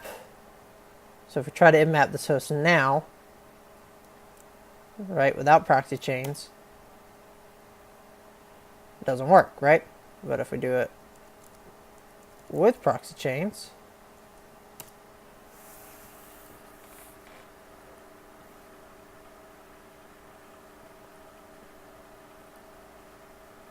we can see it just fine.